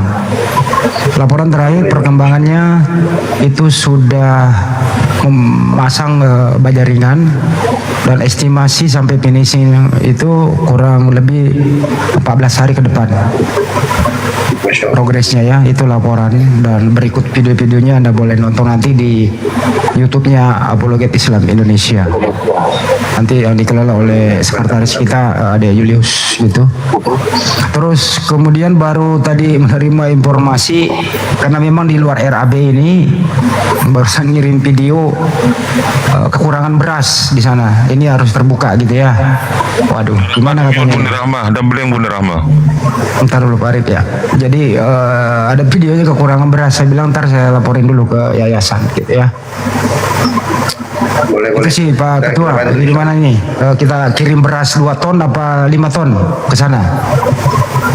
Ya, kalau perlu 1000 ton kalau perlu. Mantap. Insya Allah. Teman-teman muslim di bawah banyak yang mampu dan mau berpartisipasi insya Allah. Ya, kalau ingin berpartisipasi silakan ke Yayasan API. Nomor rekeningnya 75 kali 51770. Bank BNI atas nama Apologet Islam Indonesia. Bukti TF-nya bisa ke nomor saya 081392337800. Saya ulang ya, 081392337800. Bukti TF-nya atau ke HP-nya Bunda Rama atau ke Julius, ke sekretaris. Oke, itu aja laporannya. Mohon doanya agar setelah selesai nanti renovasi Masjid Ciranjang ini kita fokus ke pesantren. Dan Izin, Pak rencana ntar dulu Bunda Rama, saya belum kelar ya, izin ya. Dan yang kedua, memasuki bulan musim kemarau ini gitu, di kawasan pesantren kita di situ sudah ada Masjid Nur Maulida namanya. Terakhir laporan dari Pak Imam di sana yang pengelola masjid, itu kekurangan airnya nggak bisa naik karena memang dia lagi di gunung. Ini sekarang saya udah koordinasi dengan Bang Juma di belakang layar. Kita sudah membuat RAB, rencana akan kita bor kembali. Ya, kita bor kembali untuk mendapatkan air bersih supaya bisa dipakai nanti ke depannya untuk pesantren juga gitu. Ya mohon doanya teman-teman. Jadi sesudah program Masjid Ciranjang ini kita fokus ke Masjid Nur Maulidah dan pesantren kita. Itu ya, itu laporannya Pak Ketua. Untuk sementara ini di samping juga ada kajian nanti ada masjid di BSD Bumi Serpong Damai, nanti ada kajian kristologi di sana. Kira-kira begitu. Jadi program API itu bukan debat saja teman-teman, bergerak di dunia nyata dan terlaporkan kepada netizen atau kepada donatur semuanya gitu kira-kira. Itu laporannya Bunda Rama, silakan ada yang mau disampaikan. Sampaikan Bang Handi tadi ya, kita lihat ya teman-teman. Ya jadi ini rangka baja aja sudah terpasang ya, rangka baja ringan. Sudah terpasang ya, itu pekerjaannya ya teman-teman. Ini masjid yang direnovasi ya, ini udah terpasang bajanya. Tadinya kan kayu ini yang sudah lapuk, udah diganti ya, cantik kan? Itu ya teman-teman. Kalau baja itu ya tahan lama ya teman-teman, beda kalau kayu sekarang itu ya. Nah nih jadi pekerja tadi teman-teman ya disampaikan Bang Hadi itu ya kurang ininya loh, apa beras ya Bang Hadi. Karena banyak yang bergotong royong ya teman-teman, nih beliau butuh makan kan. Nah teman-teman yang ingin berpartisipasi membantu silakan ya. Jadi dicor. Banyak ya Bang Handi yang kerja ya. Insyaallah. Mantap. Handi Selebes. Saya kirim ke Bunda Rama yang diputar, yang terakhir itu saya kirim tuh. Nomor Ustadz kah ini? Iya. Nomor yang disematkan di bawah itu nomornya Bang Handi itu, Ustadz Handi Selebes. Bukan Ustadz. Kok siapa lagi gua bukan Ustadz kok. Ada yang nanya nomor Ustadz kah ini katanya. Iya benar. Itu nomornya. Gue bukan Ustadz, gue santrinya ketua. Stadio yang ngajarin gua ngaji, yang ngajarin gue kajian gitu loh. Gue bukan Ustadz, gue masih santri. Ada lagi yang dikirim Bang Handi? Ya itu dibuka yang terakhir benar.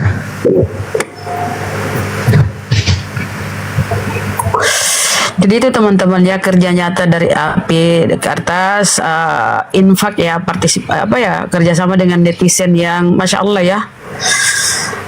Ada di Bang Handi ini. Amin, kalau aku calon Ustadz, amin. Yang terakhir ya. Oke.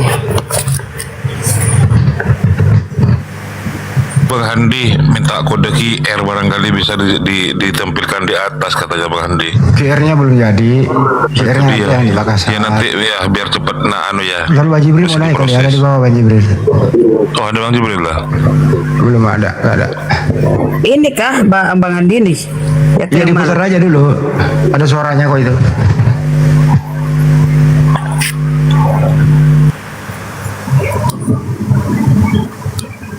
Gak ada suara nih.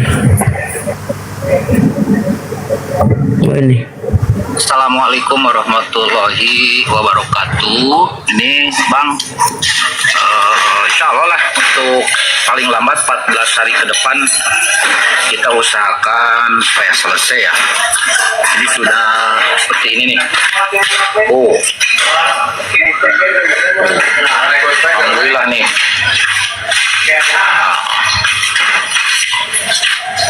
Ini dengan finishing paling nanti ini butuh kasir sedikit ya buat leher, tapi sedikit dah. Nah ini jadi naik nih kira-kira 25 cm. Atapnya plafon naik 25 cm. Ini yang kabel-kabel ini mau dibetulin nih. Jadi jika ngaramai kayak begini harus dibobok. Kita rapiin lah insya Allah Bang.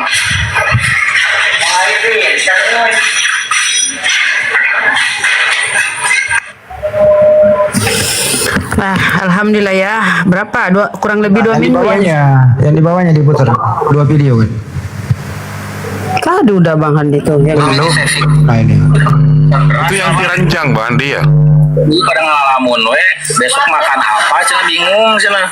Oh, ulangi, kehabisan beras katanya, kesian. Bang, ini seksi konsumsi sudah kehabisan beras lah Bang, gimana ini nih? Tuh ibu-ibu pada ngalamun we, besok makan apa cina bingung cina. Aduh. Ayo teman-teman. Di Ciranjang teman-teman juga. Jadi masjid itu dikelilingi oleh 5 gereja mewah di jalan utama. Dia masuk di belakang gereja. Jadi tim api menemukan dalam keadaan tidak layak. Atapnya rubuh, kubahnya rubuh, terus kemudian kipasnya mati, pelafonnya rubuh gitu, tidak layak. Terus sumber airnya tidak ada pompanya, semua serba manual. Dan kusul ya semuanya lah. Alhamdulillah api menemukannya, kita akan renovasi. Alhamdulillah perkembangannya sudah mencapai tahap atas. Doakan cepat selesai teman-teman semuanya ya. Itu sih dari laporan daripada ketua panitia renovasi masjid di Ciranjang yang ditugaskan oleh yayasan. Saya sendiri ketuanya. Makasih. Ke rekening API teman-teman, ada yang bertanya kemana untuk masjid. Ke rekening API ya, BNI itu ada banyak teman-teman yang ngetik ya. BNI 75 kali 51770 atas nama Yayasan Apologet Islam Indonesia. Jadi ke sana semua ya. Insyaallah besok dikirim beras ke sana ya.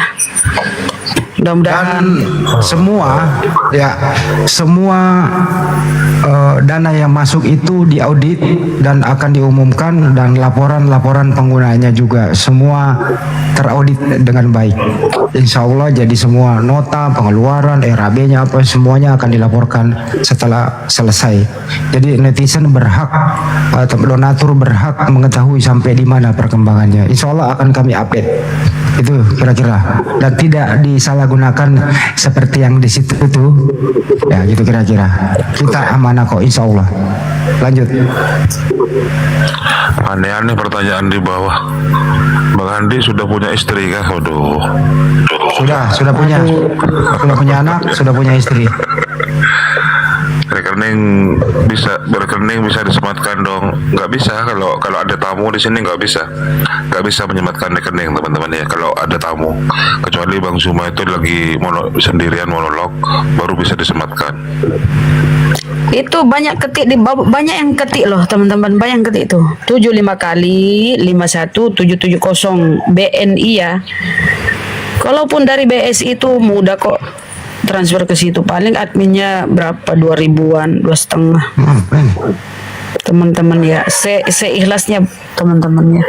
Ini amal jariah loh teman-teman ya. Amal jariah itu ya, selama masjid itu masih dipergunakan umat ya, amalannya itu mengalir terus.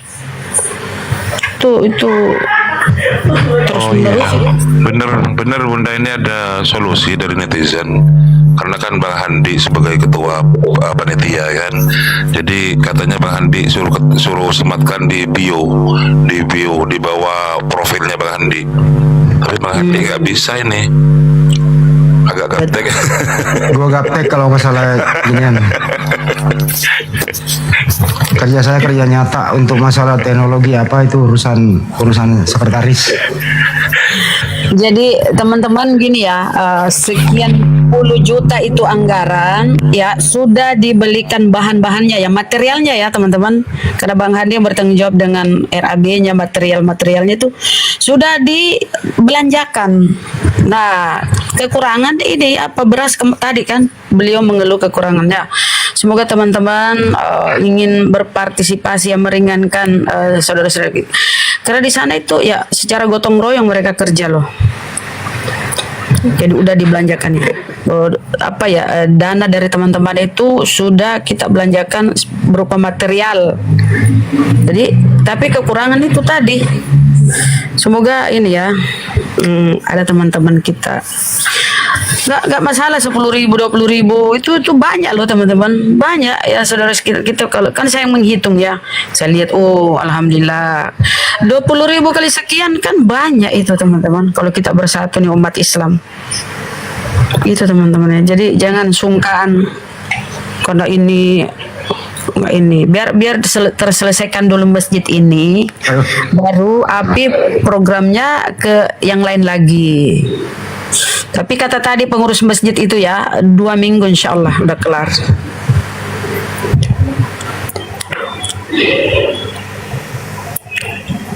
Betul.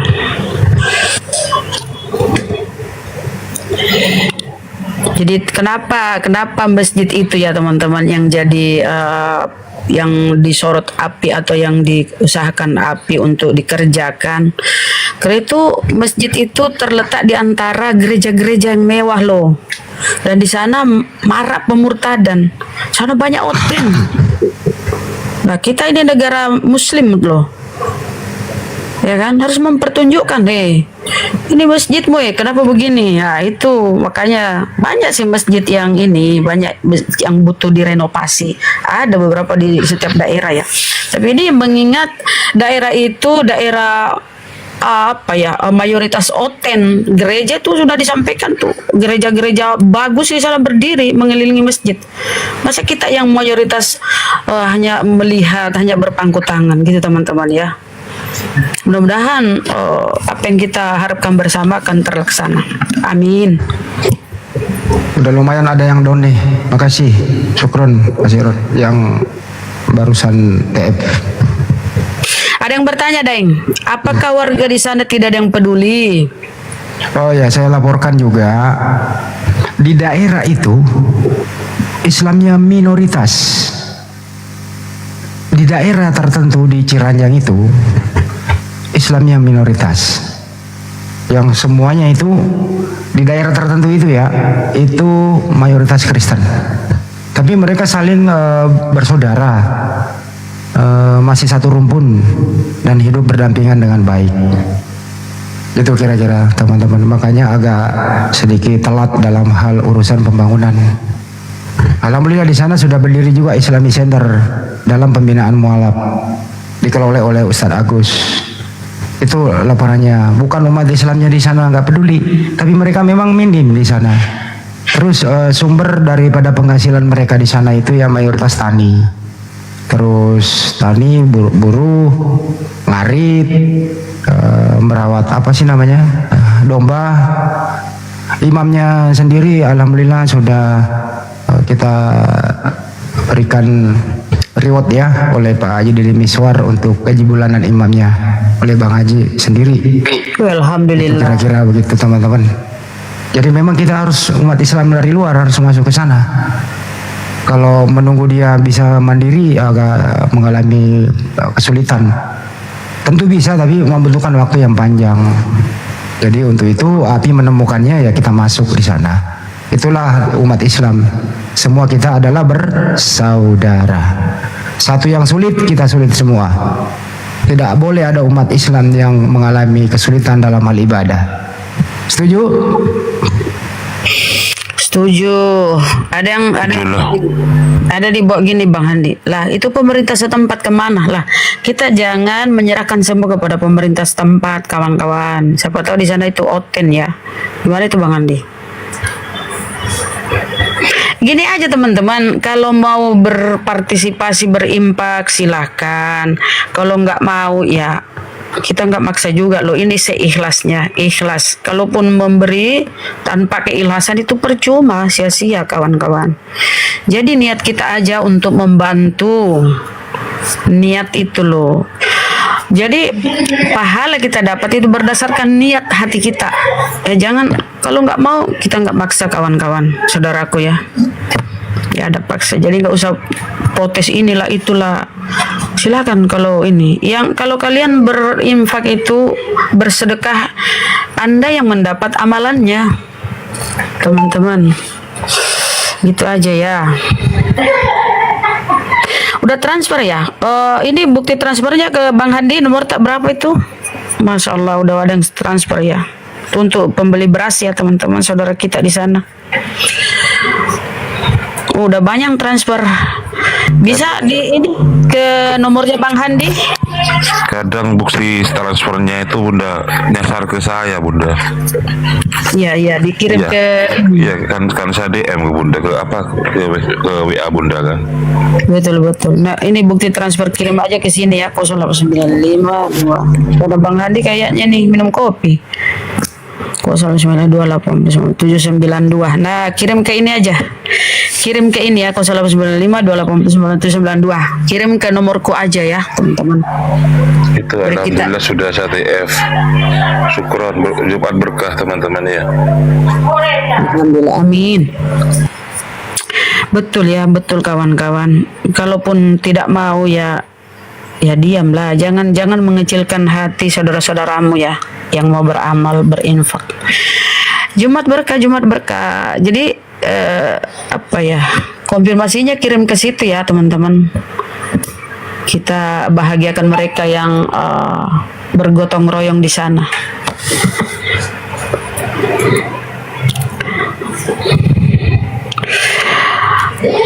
Mudah-mudahan itu kata pengurusnya ya kurang lebih 2 minggu ya, dan akan dilaporkan. Dan sebagai pelaksana itu Bang Handi loh, beliau yang pegang RAB-nya, beliau yang pokoknya Bang Handi pelaksananya, bertanggung jawab Bang Handi. Nanti laporannya kita tampilkan ya setelah rampung pembangunannya, rampung pekerjaannya. Itu Bang Handi, saudara-saudaramu di API ini tidak ada yang dikasih honor loh.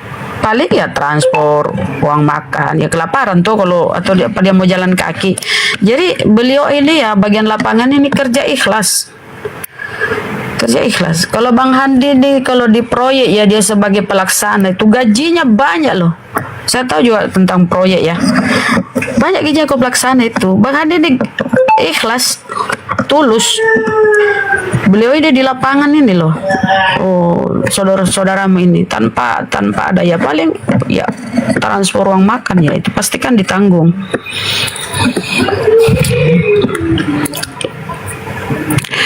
Lokasi masjid ya di Ciranjang tuh lokasi masjid. Ciranjang Cianjur ya. Itu daerah Jawa Jawa Barat ya Ustadz. Kalian monitor teman-teman. Iya, Jawa Barat Bunda, benar. Oh, Jawa Barat, Jawa Barat lagi. Masuk Cianjur dia. Iya Bunda Emira, berkah Bun. Bunda Emira, berkah. Aduh, kok bisa ya di sana ya kecolongan. Mayoritas ini loh di seputaran itu 5 gereja loh. Tapi memang dari dulu itu Bunda, dari sejak zaman company Belanda sudah jadi target itu Cianjur. Itu ada penelitian. Program misi ini ya? Ya, kalau dulu di zaman company Belanda itu misi Zending namanya Bunda. Kalau kita sekarang kan kita lihat misionaris. Nah itu misi Zending ini ternyata paling parah itu di Cianjur. Tapi alhamdulillah udah banyak yang mualaf ya di sana ya Ustadz ya. Ya alhamdulillah karena banyak kawan-kawan muslim yang masuk, jadi kita pun ini juga alhamdulillah bisa berimbang. Dari dulu itu mereka. Ya kita harus ini loh. Waktu gempa di mana? Aku lupa nama daerahnya. Itu banyak tuh misionaris masuk ke situ. Nah caranya mereka itu tunggu teman-teman muslim, yayasan LSM muslim sudah kehabisan bekal, sudah merasa sudah cukup. Nah mereka masuk belakangan Bunda. Belakangan mereka masuk. Ya gitu triknya mereka. Nah, ini Karena oke, alhamdulillah udah ada yang kirim anunya ya, masya Allah, alhamdulillah. Wih, mantap lah. Udah terselesaikan lah masalah beras ya. Alhamdulillah.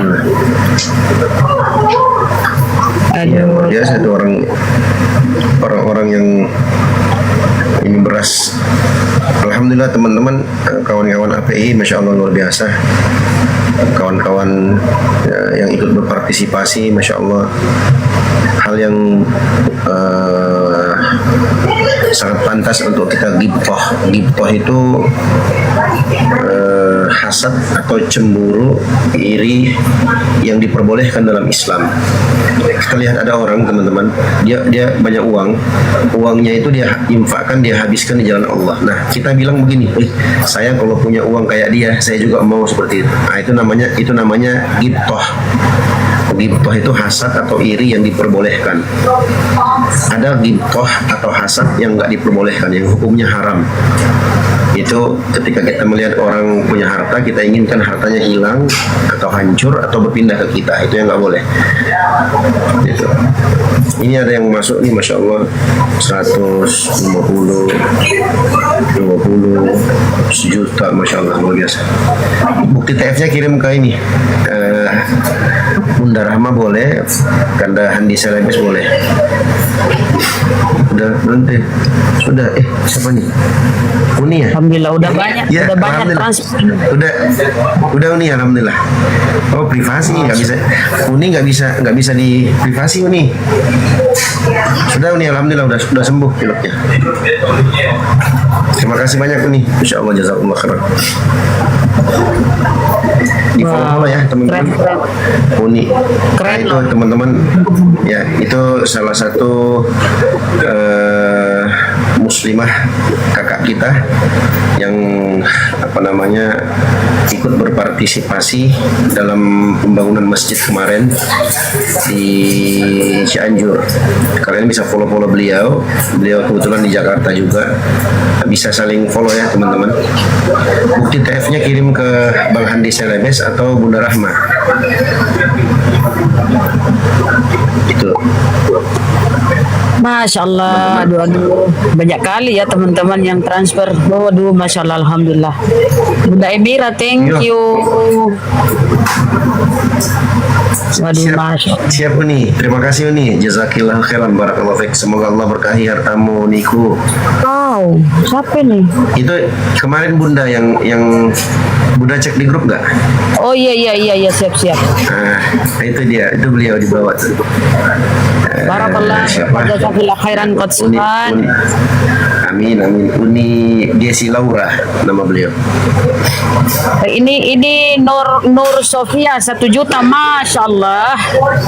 Nur Sofia ya, 1 juta ya, masya Allah Bunda. Thank you, Bunda Nur Sofia. Banyak yang teman-teman kalau kita sebut satu persatu ya banyak, 200, 100. Wih, alhamdulillah banyak kali. Masya Allah ya. Nur Sofia itu beliau adalah, nggak usah disebutnya. Beliau minta ini untuk diniatkan kepada almarhum ayah bunda, Bapak Hamdani dan Ibu Haja Muntama. Silakan Ustaz Dio. Doakan Ustaz. Semoga Bapak Hamdani dan Ibu Haja Muntamah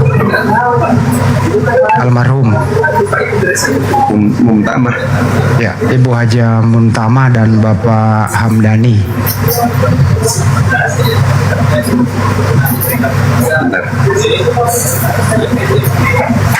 Ya, untuk semuanya juga Ustaz Liu, jami'an. Iya. Ya, kepada semua yang penyumbang. Semuanya. Tapi ini kan kalau ada titipan kayak gini harus disebut. Kalau yang lain kan nggak ada titipan untuk siapa gitu, untuk dirinya sendiri kan gitu. Gitu.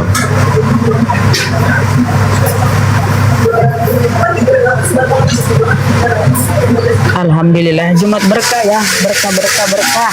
Ya, berkah Masya Allah. Bentar ya teman-teman ya, bentar ya aku balas chat. Banyak chat masuk.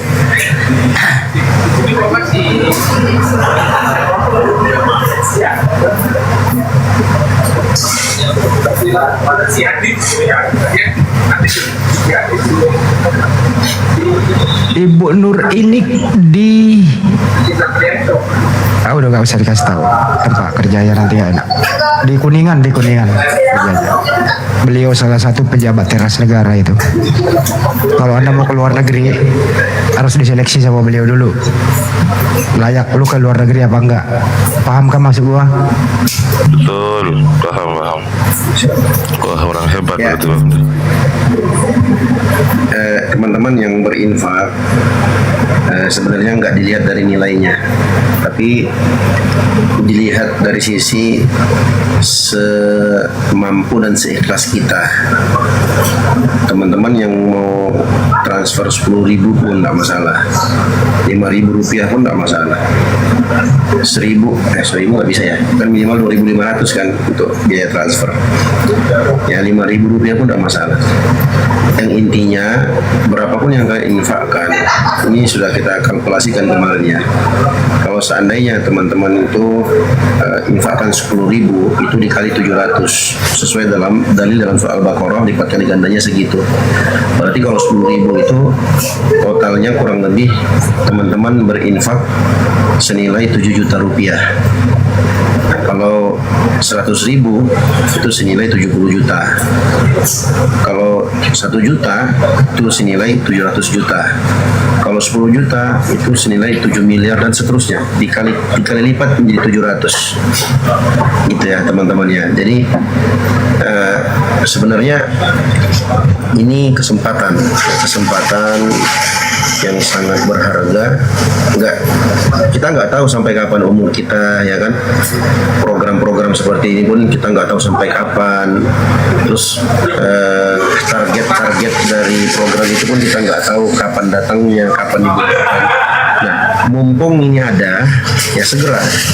Nggak harus tunggu kita jadi orang kaya teman-teman. Berapapun itu, nggak harus orang kaya. Kalau kita orang kaya, alhamdulillah, berarti lebih banyak lagi kan begitu. Nah intinya, jadi kita Ustaz, di Al-Quran itu perintah untuk memakmurkan masjid bisa dibaca nih Ustaz? Disebutkan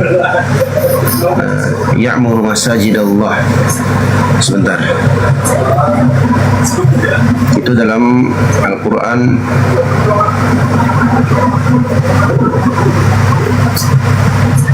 terbuka ini. Bentar jaringan mulai. Innama ya'muru masajidallahi man amana billahi wal yawmil akhir, dan seterusnya. Aduh, ada jaringan. Sebentar ya.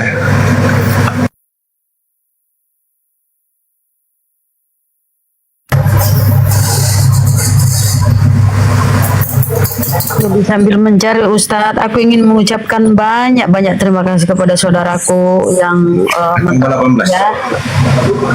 Coba ya Nur. Oktober 18. Ya, Oktober 18. 18 sama Nur 3637. Ya, Nur juga ada.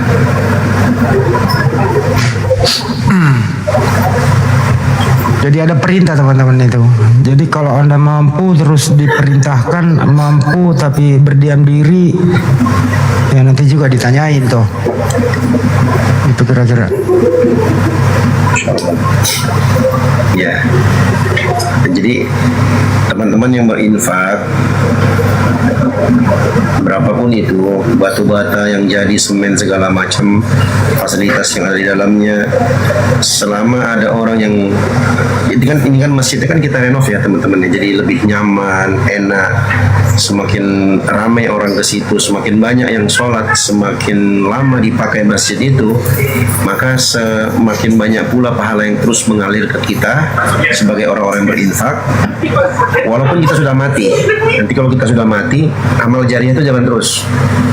Keren kan? Islam keren. Nabi SAW bersabda, "Man bana lillahi masjidan banallahu lahu baitan fil jannah." Barang siapa yang membangun sebuah masjid karena Allah, ingat ya, karena Allah ya, bukan karena API, bukan karena Bang Zuma, bukan karena Handi Selebes, bukan karena Bunda Rahma, bukan karena Diopera, bukan, tapi lillah. Barang siapa yang membangun satu masjid lillah karena Allah, maka banallahu lahu baitan fil jannah, maka Allah akan bangunkan untuk dia satu rumah dalam surga. Satu rumah teman-teman dalam surga, Masya Allah. Di surga itu, bukan di Indonesia, di surga.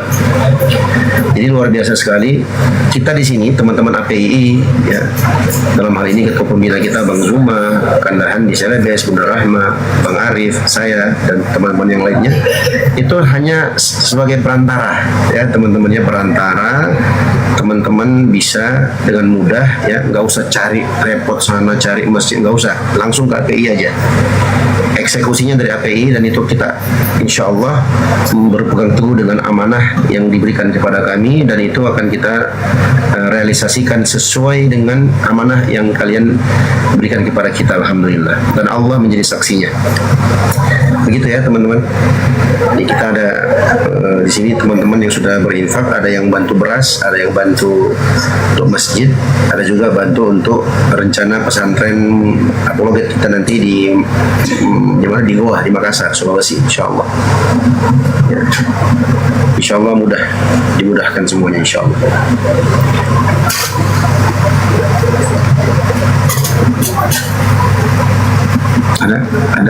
Ada Kristen yang mau naik,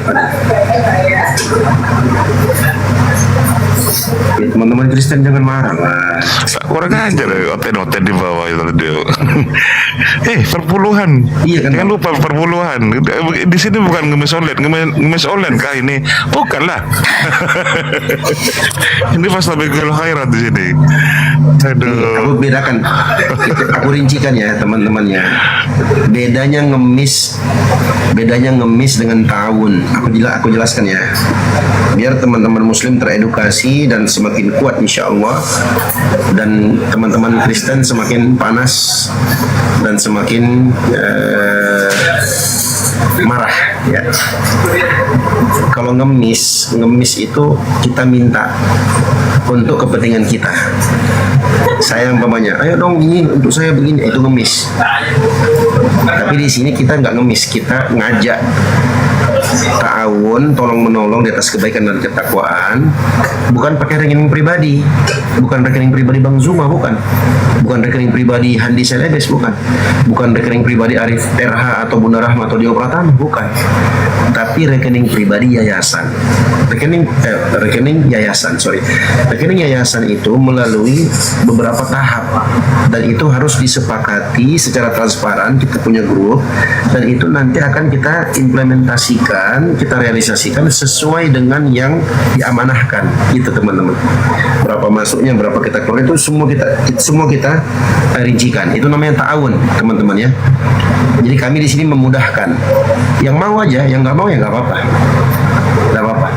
Yang mau silahkan, yang enggak juga nggak apa-apa. Kok mungkin, enggak Ustaz, saya maunya sama yayasan lain aja. Nggak apa-apa, tafadhol silahkan, no problem.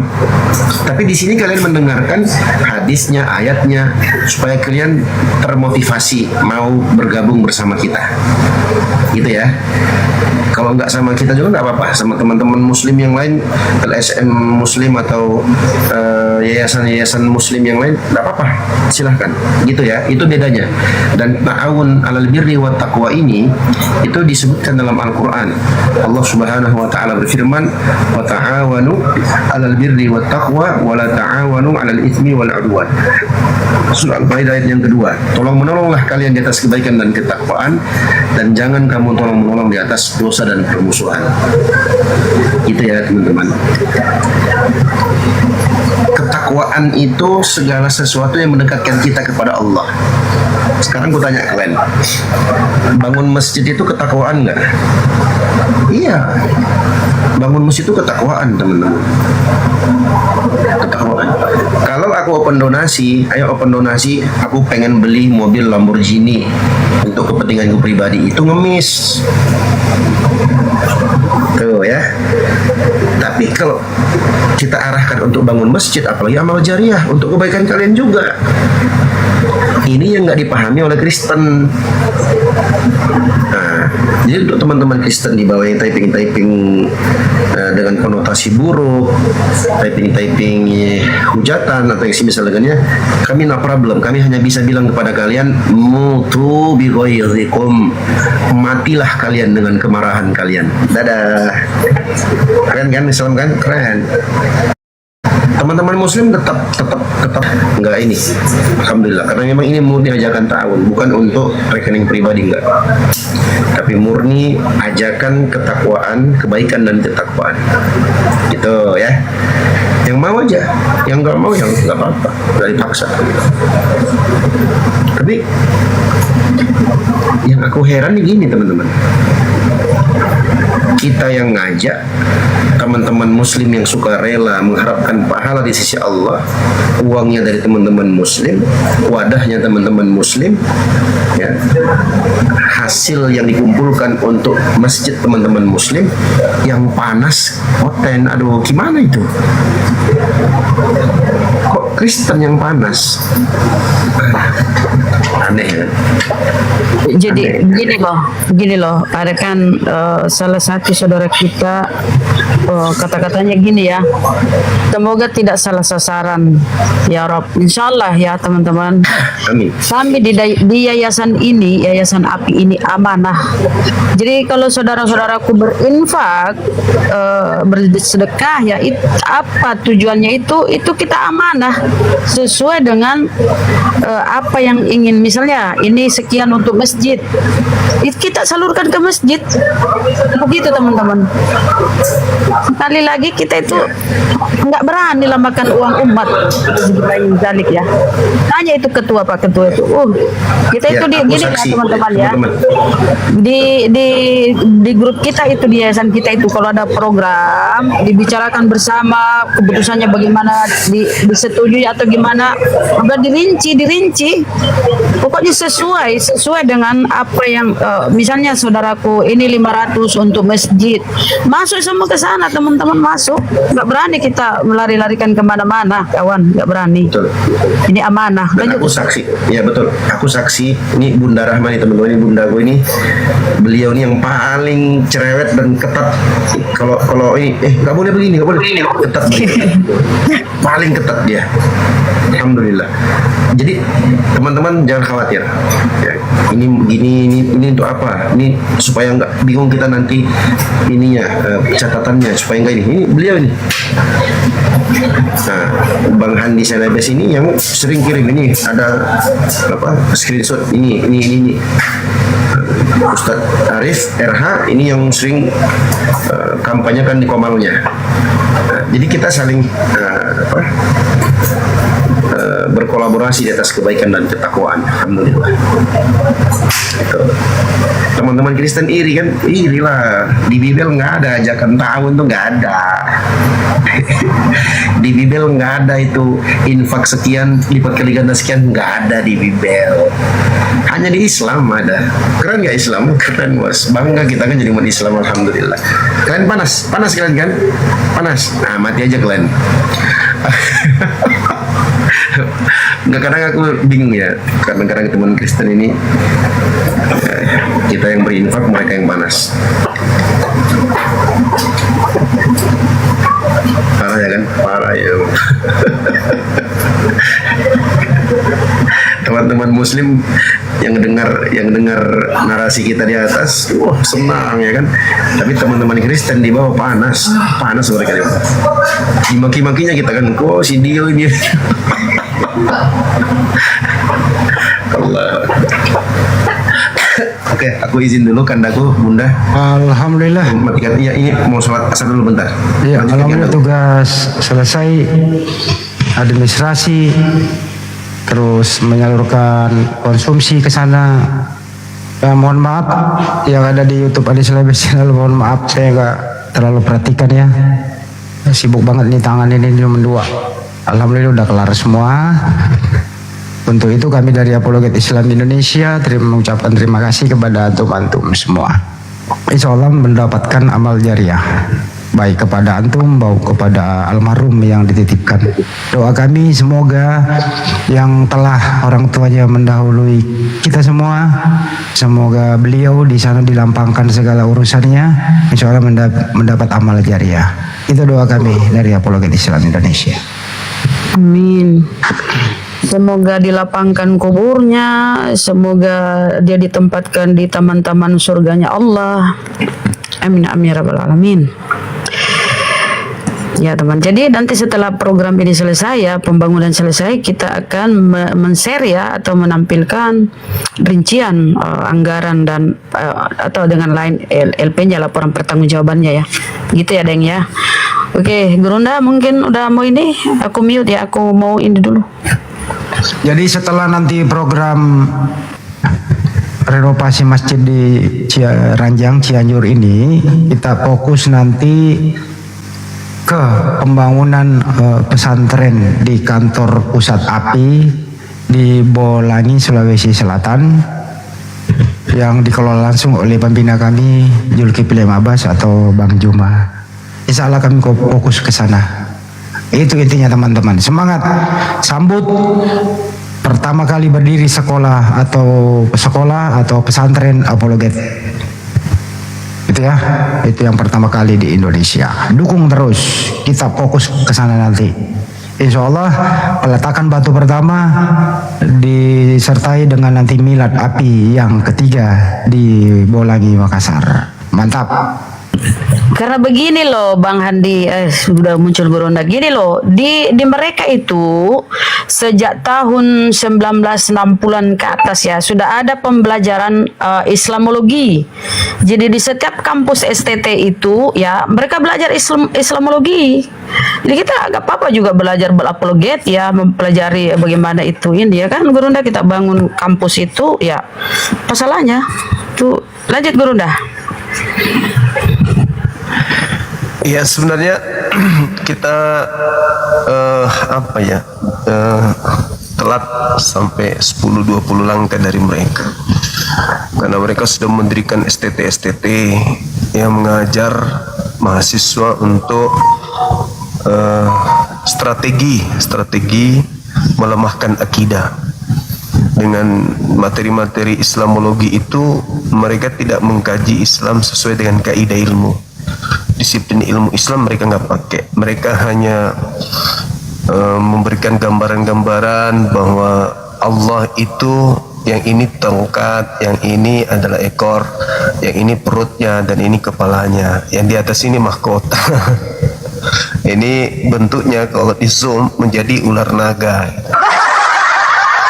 Yang begitu itu yang diajarkan kepada mereka di sekolah mereka itu. Ajaran koplak, dan itu sudah pernah kita buktikan. Materi yang mereka sajikan, kurikulum yang mereka punya untuk mahasiswanya itu begitu. Terus mereka mendalami materi bagaimana umat Islam itu diajarkan untuk beriman kepada Injil. Nah, mereka sebisa mungkin bagaimana bisa meramu Injil yang dimaksud itu adalah Bible. Intinya kita dirikan sekolah itu bukan untuk menjatuhkan atau untuk menghujat, menista, enggak. Kita buat sekolah untuk menyelamatkan mereka. Kita akan entaskan pengetahuan terkait dengan bagaimana sih ajaran yang benar itu menurut para nabi. Nah, insya Allah lulusan-lulusan kita nanti akan menjadi dai, di mana mereka lah yang akan menyampaikan ya di masjid-masjid, di kampus-kampus, di seminar-seminar ajaran nabi-nabi yang benar itu seperti ini. Dan ketika Al-Quran mengatakan adanya orang yang celaka membuat sebuah buku yang atasnamakan Allah, padahal itu buah karya mereka sendiri. Nah, inilah buktinya. Penjabaran-penjabaran itu nanti yang akan kita sampaikan kepada siswa kita supaya mereka bisa memahami. Terus orang kafir, orang zalim, orang munafik yang dimaksud di Al-Quran itu ini. Terus mereka yang menyembunyikan kebenaran ini. mereka yang kemudian mencampur adukan perkataan Allah dengan karangan manusia ini, itu dijabarkan nantinya. Kita siapkan lulusan-lulusan unggul yang bisa memahami materi apologet ini dengan sempurna. Bagaimana caranya? Ya, kita akan menjadikan pelajaran apa saja kekurangan apologet Islam yang ada sekarang, termasuk Bang Suma. Kekurangan Bang Suma, minim data, minim penguasaan bahasa, dan seterusnya. Itu sebisa mungkin siswa kita bekali dengan berbagai bahasa yang ada kaitannya dengan perbandingan agama ini. Bahasa Inggris, bahasa Yunani, bahasa Ibrani, bahasa Arab. Mereka harus menguasai materi ini, baru kemudian dinyatakan memiliki ijazah dari Sekolah Apologet Islam Indonesia. Dan insya Allah Tuhan jika mengabulkan dan mengizinkan, kita juga akan mendirikan universitas mengatasnamakan API gitu, Apologet, Universitas Apologet Islam Indonesia.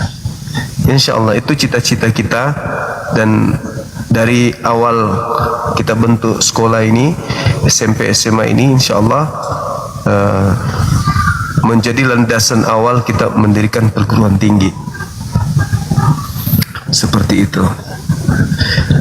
Tentu hal ini bisa dikabulkan oleh Allah melalui teman-teman semua kerjasama, supaya tidak terjadi apa yang dialami oleh Andalusia. Kenapa terjadi Andalusia itu berubah menjadi negara yang mayoritas menjadi kufur di sana?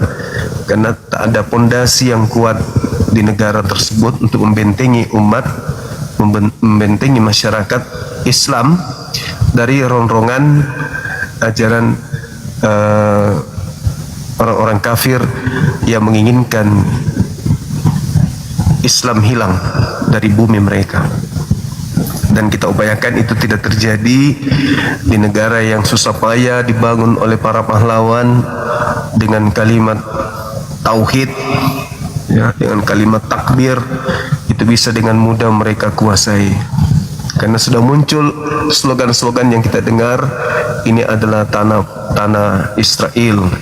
Kemudian ada lagi yang mengatakan ini miniatur daripada Vatikan, segala macam lah upaya-upaya untuk memberikan slogan-slogan yang sifatnya ingin membuat Nusantara kita ini seperti yang terjadi Andalusia. Saya kira begitu teman-teman sekalian. Maka kita mengharap, ya mari kita bahu-membahu.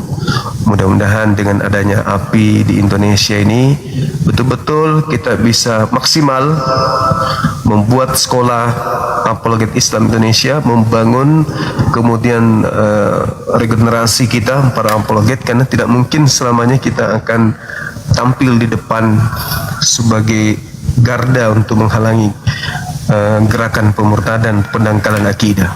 Tentu kita butuh penerus.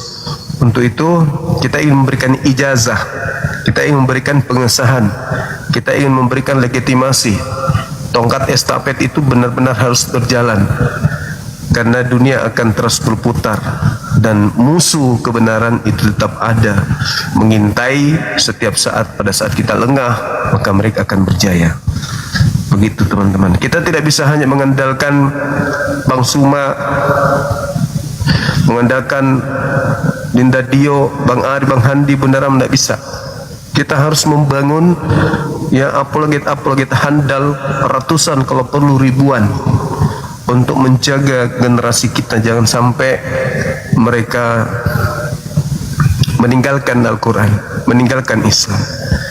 Ingat teman-teman sekalian, apa yang pernah saya sampaikan, program mereka dari 1979, bagaimana program mereka beberapa tahun ke depan harus minimal 50-50. Ya, sekarang opsi pertama itu gagal.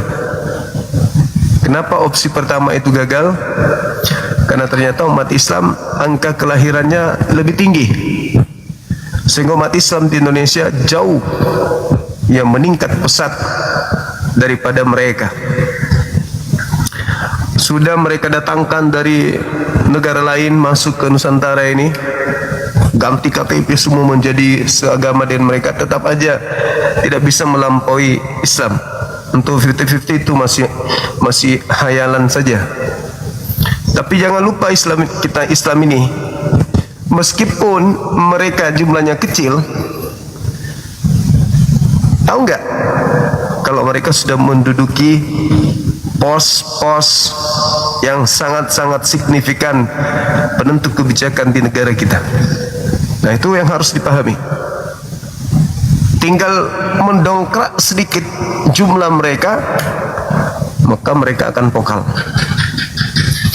Mereka sudah duduk di divisi-divisi yang menentukan arah kebijakan negara. Memang mereka minoritas, tapi mereka membangun kekuatan dari dalam, dan itu kita lengah. Kita lengah. Makanya berdirinya API ini itu sangat menjadi sesuatu yang sangat luar biasa bagi orang-orang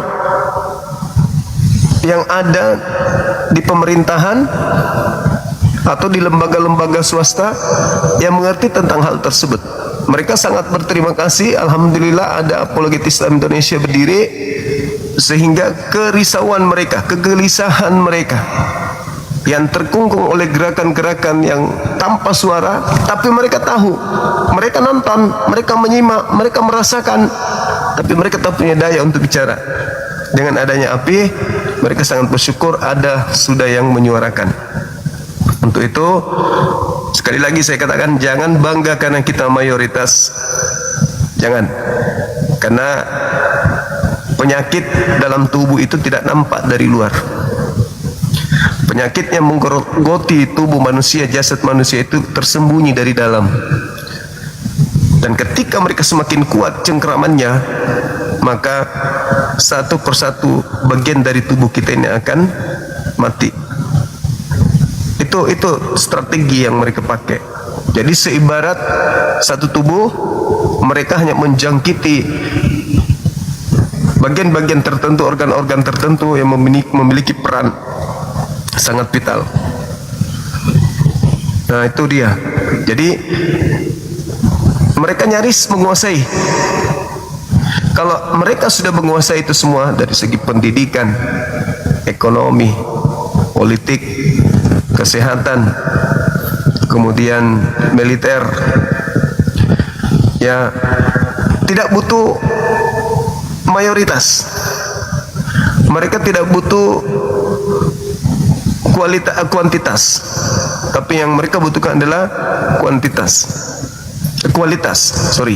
Makanya mereka tidak pernah putus hubungan dengan kekuatan-kekuatan yang ada di luar sana. Itu saudara-saudara sekalian. Jadi kita sebagai muslim, apa yang perlu kita lakukan? Ikuti irama. Kita harus tunduk patuh terhadap pemerintah, ya, mengikuti kemudian instruksi pemerintah. Kita harus mencintai pemerintah, tunduk kepada aturan pemerintah, mencintai aparat kita, menyayangi aparat kita. Tetapi prinsip kehati-hatian itu nggak boleh kita lupakan. Kita nggak bisa lupakan itu. Karena sangat boleh jadi apa yang kita sangka, apa yang kita duga sama ini, orang yang sebenarnya punya wewenang untuk menjadikan Islam ini sebagai patron di dalam mengambil sebuah keputusan di negara ini, itu justru orang yang sudah dipengaruhi, orang yang bisa jadi orang itu sudah dibuat seperti apa ya, seibarat orang yang bisa mereka remote. Ya, kebijakan-kebijakan orang yang harusnya sebagai wakil Islam di pemerintahan bisa jadi sudah dilemahkan. Banyak hal yang bisa kita jadikan sebagai contoh. Bagaimana uang zakat, bagaimana kurban, bagaimana Idul Fitri, dan semua agak-agak rada-rada aneh kita mendengarnya. Ya, untuk itu ya kita harus bangkit, umat Islam harus bangkit. Dengan cara apa umat Islam itu bangkit? Kita harus bersatu. Kita harus bersatu. Ya. Tidak ada lagi kekuatan yang bisa kita andalkan kecuali umat Islam Indonesia harus bersatu. Bersatu dalam hal apa? Bersatu dalam hal meningkatkan kesadaran berislam, kesadaran cinta Al-Quran, kesadaran cinta baginda Rasulullah Muhammad SAW di setiap lini kehidupan umat Islam di Nusantara ini. Jangan kemudian kita terpecah belah hanya gara-gara golongan, tetapi kita harus bersatu. Makanya pernah saya katakan bahwa api seibarat cahaya yang bersinar di tengah-tengah kegelapan. Di tengah-tengah, di saat semua orang pada tidur, di saat orang sudah lemah, di saat perjuangan sedang semangat sedang turun, tiba-tiba tampil di tengah-tengah umat ada apologet Islam Indonesia sebagai cahaya yang membangunkan girah semangat umat Islam untuk bangkit kembali. Ya, jadi jangan melihat Bang Sumanya, jangan melihat Ustaz Tio, Bang Arif, Bang Handi, Bunda Rahma, jangan lihat. Tapi lihat semangat yang ada di dalamnya. Lihat visi misi mereka. Apa cakupan dari muatan yang api bawa untuk negara yang kita cintai ini dan untuk agama yang kita sayangi. Apa itu?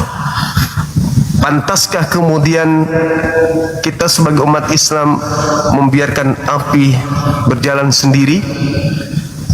Ataukah kita layak untuk berdiri mengelilingi api itu untuk menjadi sebuah yayasan yang kuat, menjadi pilar utama mempersatukan rakyat Indonesia? Nah, itu yang penting. Karena esok hari kami yang ada di sini itu akan berhenti dan akan digantikan oleh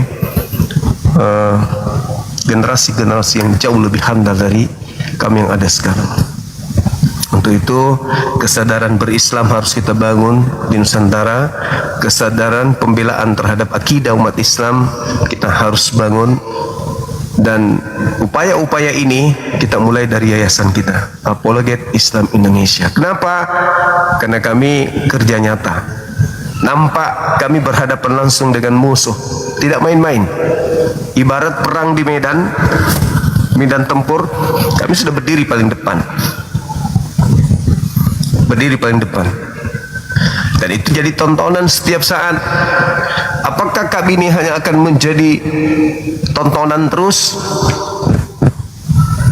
Apakah kami ini hanya akan menjadi sebuah situasi, kondisi pengisi waktu kosong doang? Ataukah ada sedikit harapan untuk membangun semangat Islam kita melalui apa yang telah kami lakukan? Saya kira ini ajakan buat teman-teman sekalian, buat Islam dimanapun berada. Mari membangun persatuan dan kesatuan Islam di Nusantara ini secara menyeluruh, dengan tujuan menjaga toleransi antar umat beragama demi terciptanya Indonesia sejahtera di masa yang akan datang. Bersatunya Islam adalah sebuah cerminan bahwa Nusantara sedang baik-baik saja. Islam bersatu dan bersemangat dalam menjalankan agama Islam. Bukti nyata Indonesia semakin kuat. Semakin penduduk Indonesia cinta akan Islam, semakin penduduk Indonesia mempraktekkan ajaran Islam, maka semakin nampak kalau negara Indonesia itu adalah negara yang kuat. Namun sebaliknya, jika umat Islam sudah melemah keislamannya, umat Islam sudah jauh dari Quran, umat Islam sudah jauh dari masjid, maka negara dalam keadaan tidak sedang baik-baik saja. Tapi kalau Al-Quran menjadi cerminan kehidupan mayoritas penduduk Nusantara, artinya negara dalam keadaan sehat. Seperti itu teman-teman sekalian. Untuk itu Yayasan Apologet Islam Indonesia adalah lembaga resmi, pengesahan dari pemerintah, lembaga yang punya kepentingan dan wewenang untuk itu. Kita resmi, hukum dan HAM kita resmi. Dan kita bukanlah yayasan ilegal yang menjadi ancaman atau yayasan yang terindikasi berafiliasi dengan gerakan-gerakan yang rasis, gerakan-gerakan teroris, atau gerakan apapun yang akan merusak tatanan negara Republik Indonesia yang kita cintai ini. Justru Yayasan Apologet Islam Indonesia adalah yayasan yang lahir dari perut umat Islam itu sendiri demi untuk memberikan cahaya kepada mayoritas penduduk Indonesia yang jumlahnya 87% kurang lebih, untuk bersatu padu membangun persatuan dan kesatuan di dalam bingkai persaudaraan seakidah demi membangun negara yang kita cintai dari rongrongan orang-orang yang tidak suka terhadap negara kita. Santer kita dengarkan betapa banyak di antara mereka yang menghadapi kita berdiskusi, mereka memuji para penjajah. Mereka mengatakan Indonesia tidak akan merdeka, tidak akan merasakan kemudian kemenangan. Indonesia akan masih tertinggal andai saja tidak dijajah oleh ini oleh itu. Inilah cerminan bahwa lisan mereka sebenarnya mewakili daripada apa yang ada di dalam hati mereka. Boleh saya katakan merdekanya Indonesia adalah duka bagi mereka, di mana justru merdekanya Indonesia adalah kemenangan jiwa raga untuk rakyat Indonesia, tapi kemenangan Indonesia justru adalah duka lara yang mendalam sepanjang zaman bagi mereka yang tidak cinta akan negara ini. Tapi hanya karena terpaksa mau keluar, tidak ada duit, maka tinggal di Indonesia, padahal hatinya marah karena dimenangkan oleh para pahlawan. Saya kira begitu sebagai ajakan kepada kita untuk menyadari bahwasanya Apologet Islam Indonesia hadir untuk membangun bingkai persaudaraan seakidah dan sebangsa dan setanah air. Demikian. Silakan kalau ada yang ingin disampaikan atau ada dari saudara-saudara Oten untuk melanjutkan tema kita, waktu dan tempat disilakan. Oke, karena Banyuma udah naik, kita dibawa lagi normal kembali diskusi. Oke, dilanjutkan bersolo lagi Banyuma, kita di bawah. Baik. Assalamualaikum warahmatullahi wabarakatuh. Waalaikumsalam warahmatullahi wabarakatuh. Assalamualaikum Run. Waalaikumsalam Bang Arif.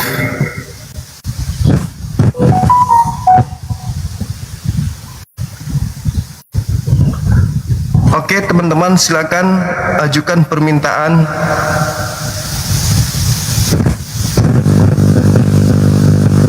Silakan. Ini ada noise ya.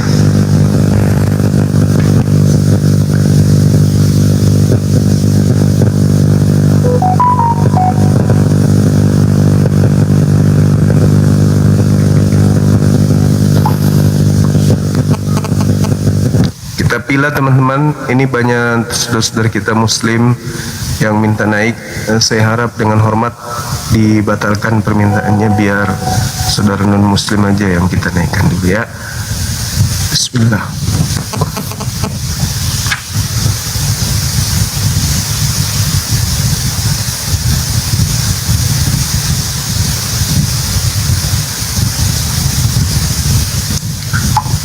Belum naik ya? Oke.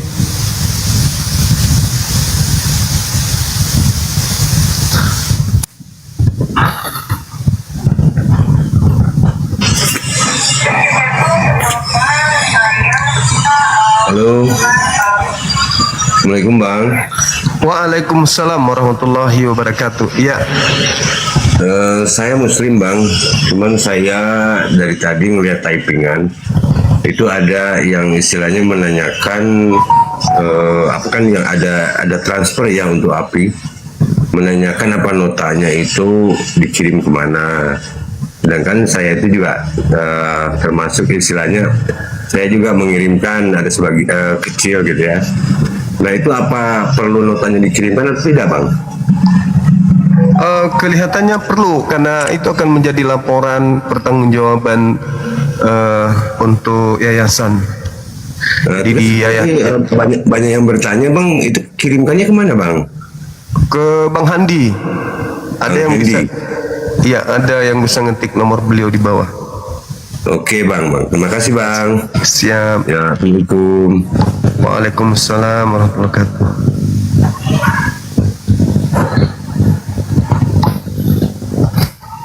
Silakan yang lain, yang saudara-saudara kita non muslim, ajukan permintaan. Waktu kita masih ada sejam lebih, kita bahas tema kita ini. Silakan.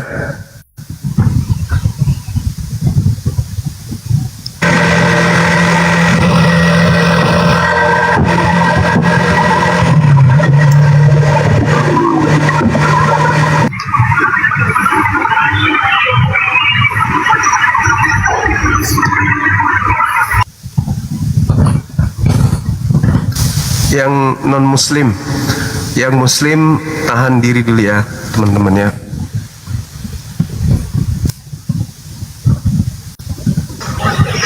Halo Jumi. Ya halo. Halo Jumi. Halo juga. Gimana caranya open cam nih? Ya. Silakan dibuka kameranya.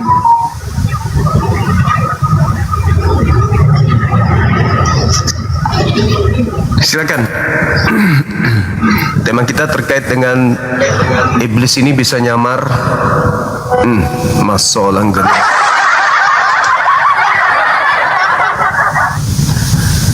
Ayo teman-teman, silakan ajukan permintaan, lakukan kemudian pertahanan terhadap ajaran kalian.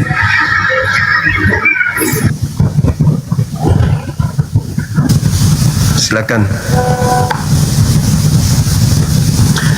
Ayo teman-teman non muslim, ajukan permintaan, kita diskusi. Tema kita ini menarik. Anda boleh mainkan peranan sebagai pembibel, pendeta, gembala, atau apapun itu demi untuk agama Anda di sini. Silakan. Halo, selamat sore. Selamat sore. Halo Bang. Halo. Halo. Halo.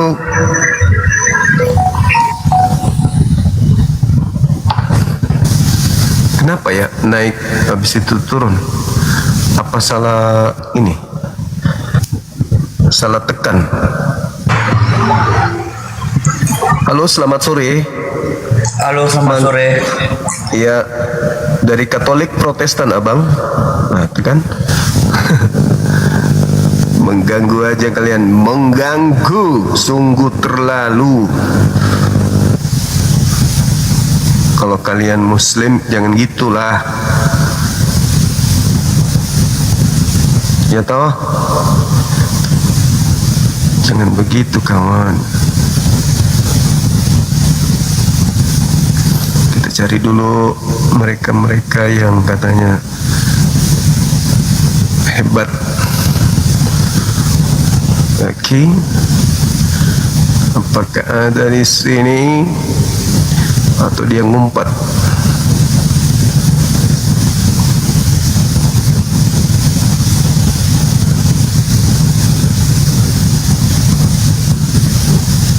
Oke. Jadi teman-teman sekalian, kenapa tema ini saya angkat? Karena saya melihat bahwa kesempatan bagi rekan-rekan untuk menjual agama dengan mengatasnamakan ajaran kasih dan menyerang-nyerang Islam, menyerang Nabi Muhammad, menuduh Nabi Muhammad melakukan tindakan-tindakan yang abnormal dalam pandangan dan penilaian mereka sendiri, hanya gara-gara bermodalkan kebencian. Nah, untuk itu kita langsung cut itu semua. Dengan cara apa? Ya, kita tema ini langsung kita bingkai. Sejahat-jahatnya Nabi Muhammad dalam pandangan mereka, kalau mereka tidak sanggup membuktikan bahwa umat Islam itu menyembah setan, maka percuma mereka melakukan penghujatan, penistaan. Berarti Nabi Muhammad adalah orang benar. karena mengajarkan menyembah kepada pencipta langit dan bumi. Sebaliknya, sehebat apapun mereka membungkus diri mereka dengan ajaran kasih, suka menolong, suka membantu, suka senyum, suka apa lagi teman-teman? Ya, jual yang manis-manis. Tapi kalau ternyata yang mereka sembah itu adalah iblis, ya percuma juga kan? Nah, untuk itu kita bahas siapa di antara kita yang menyembah iblis dikarenakan mengikuti utusan iblis, kan gitu. Nah, utusan iblisnya ini salah satunya di antara manusia mulia, baik itu dari kami umat Islam maupun dari saudara kita Kristen itu. Halo, selamat sore.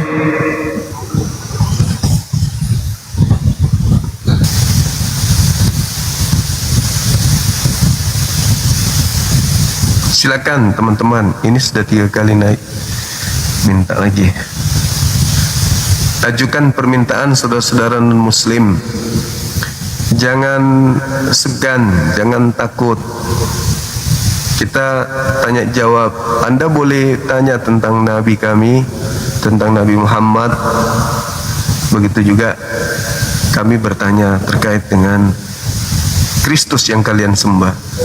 Tapi dengan polanya supaya tidak bias, fokus kepada tema dengan bahasan dua manusia yang kita hormati ini.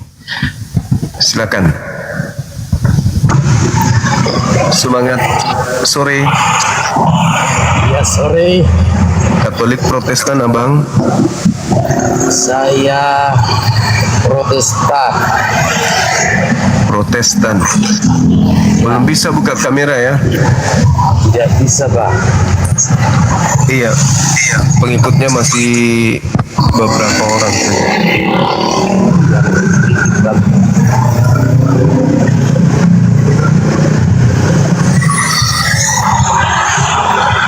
Gimana, Bang? Iya, gimana Anda menyikapi tema saya ini? Saudara Rahman 4 kalinya Anda minta naik. Silakan bersuara. Menyikapi ini bagaimana? Itu kan tulisan saudara. Kalau itu menurut saudara, ya itulah menurut saya juga. Oh, maaf saya turunkan terlalu bising, Bang, bising. Saudara Rahman minta tolong Dinda diblokir yang tadi. Itu 4 kali minta naik. Sudah 4 kali naik, begitu dinaikkan langsung turun, diblokir aja. Kayaknya dia tujuannya memang mau mengganggu gitu. Jadi ketika ada tema seperti ini, ya memang saya yang punya komal, saya juga yang nulis tema kan gitu. Tetapi di sini temanya dua arah. Jangan pula dikatakan bahwa Anda mengatakan itu karena Anda yang punya tema. Enggak. Saya kasih waktu, saya kasih ruang untuk menjelaskan dan membuktikan bahwa Nabi Muhammad ini adalah utusan daripada penyesat untuk menjaring umat Islam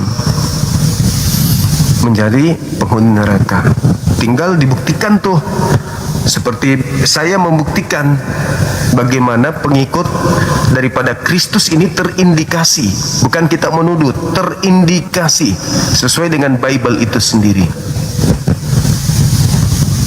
Sesuai dengan Bible yang konon adalah ucapan Yesus.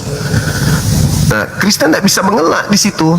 Sebagaimana tadi lawan diskusi saya, nggak bisa mau lari kemana. Akhirnya ujung-ujungnya ya jangan membangun narasi yang bisa memecah belah. Loh, kalau argumentasi larinya ke sana, jadinya merajuk. Tadi di awal berapi-api, tapi karena tidak ada ruang untuk membuktikan Nabi Muhammad ini adalah wakil daripada penyesat, nyerah sambil mencoba untuk merajuk. Jangan begitu, harus jujur. Tapi mau kayak mana? mau tidak mau posisi itu Anda harus alami, karena ya namanya juga Anda beragama dan agama Anda memang Yesus tidak pernah ngajarin kan gitu. Sahabat Zik, syukran. Halo, semangat sore. Halo. Halo. Halo Bang. Selamat sore. Halo. Oke, kita turunkan ya. Semangat sore. Halo. Marok buka. Halo. Halo. Halo. Pedagang kambing yang lagi viral kah? Halo. Halo Bang.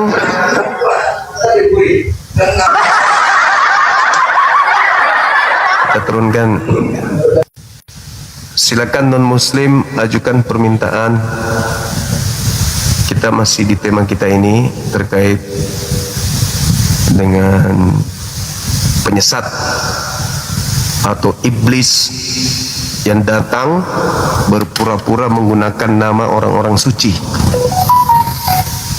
Silakan tunjukkan nyali kalian untuk membela akidahnya, ajarannya. Silakan. Halo, selamat sore. Sore.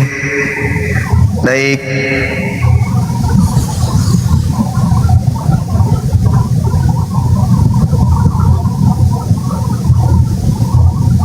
Halo. Halo. Ngomong dong. Jangan diam-diam, baik. Ngomong. Ngomong.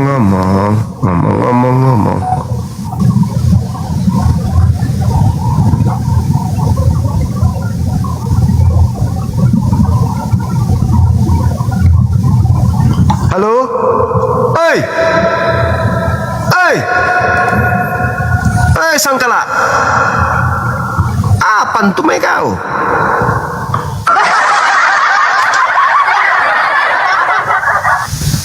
Ini kalau saya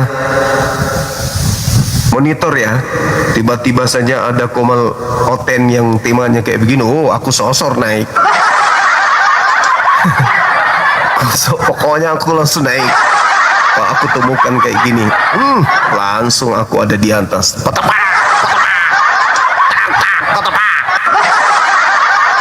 Tapi kalau mereka, para penggawa-penggawa malah menghindari, waduh bahaya ini, temanya Bang Suma ini.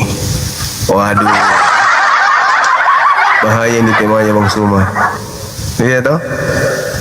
Tapi kalau kita, misalnya dia buka tema, siapakah penyesat itu? Nabi Muhammad atau Yesus? Oh sudah, tidak pakai tekan, langsung ada di atas. Kenapa bisa demikian?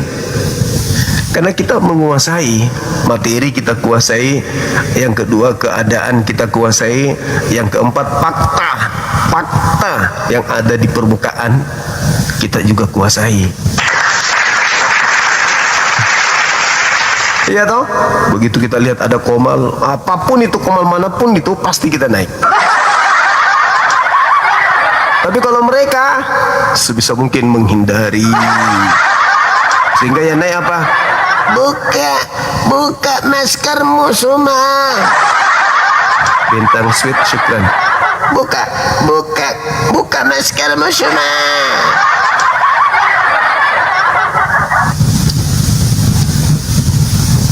Mereka menghindari, mereka takut, tidak mau kemudian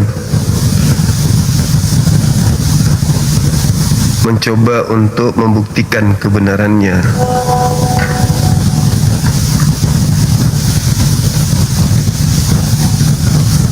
Ya. Sebisa mungkin dia pengaruhi. Bahkan teman-teman kita yang ada di Manado sana, dia bilang apa? Itu ada perintah itu di dalam rumah-rumah ibadah mereka itu dilarang. Jangan naik di komalnya Bang Suma, jangan. Kenapa bisa Pak Pendeta? Penghujat kata dia. Tapi teman kita punya kawan, setelah saya tonton, nggak adanya penghujat. Bang Suma nggak menghujat. Bang Suma cuman berdialog, Bang Suma bernarasi. Bang Suma memang tegas, orangnya memang keras, tapi yang disampaikan itu data. Tapi kenapa dilarang? Ya mungkin karena takut mereka guncang gitu.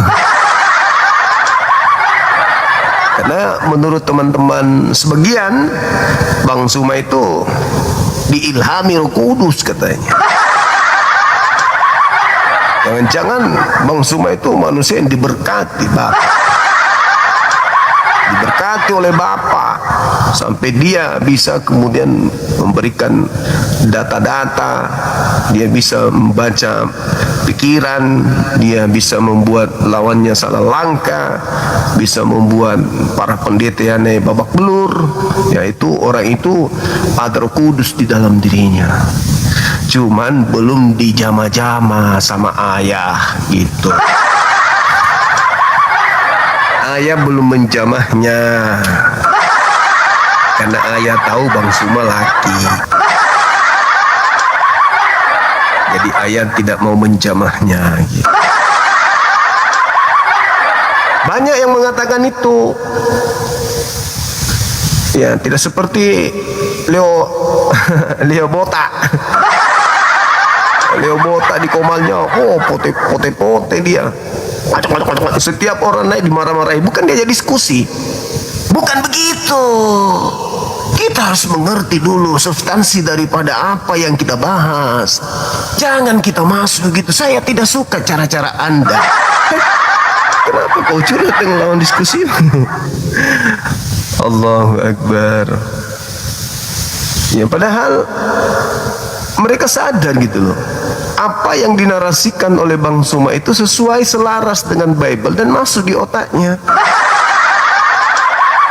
Contohlah pendeta beberapa hari yang lalu, katanya dari Toraja kan ya,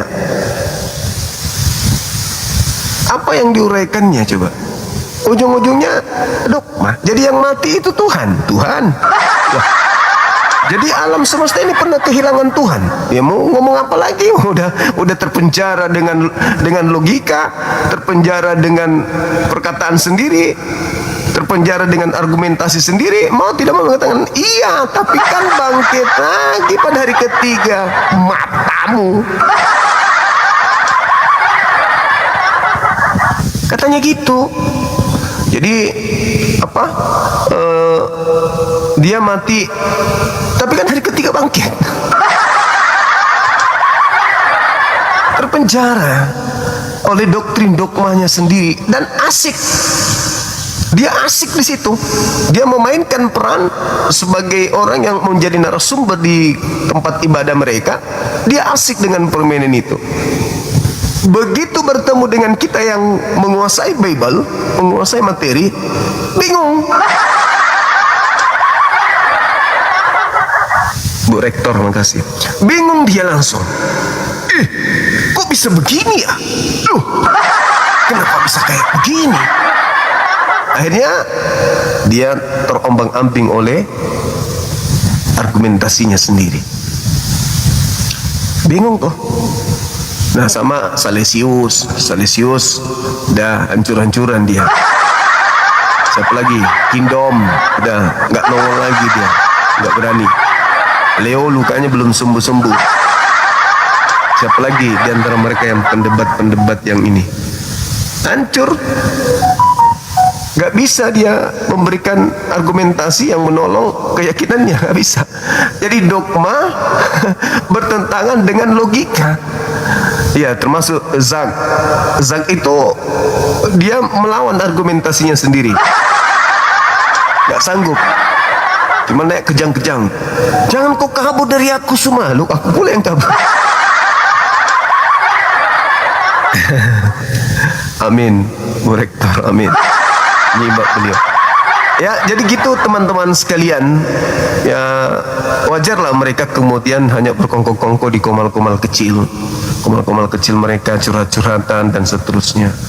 Dan saya melihat ketika mereka ini sudah terlalu berani, ya, sudah terlalu berani menjadikan sosmed ini sebagai ajang untuk apa bilangnya ya, orang sini bilang kapujang, erok di kana. Dia berpikir dengan dia memainkan argumentasi di depan umum, dia bisa merasa dirinya itu hebat, merasa dirinya itu benar tanpa penguasaan data, baik itu dari Quran maupun di Bible. Dan salah satu contoh ya, saya lihat yang kemarin itu ada seorang murtadin, bukan, ya, dia mengatakan akunnya murtadin katanya, pakai kacamata, pakai topi, terus dia bicara sendiri, monolog lah ceritanya dengan menghujat Islam. Hujatannya itu dia pikir dia sudah benar dengan berbicara seperti itu.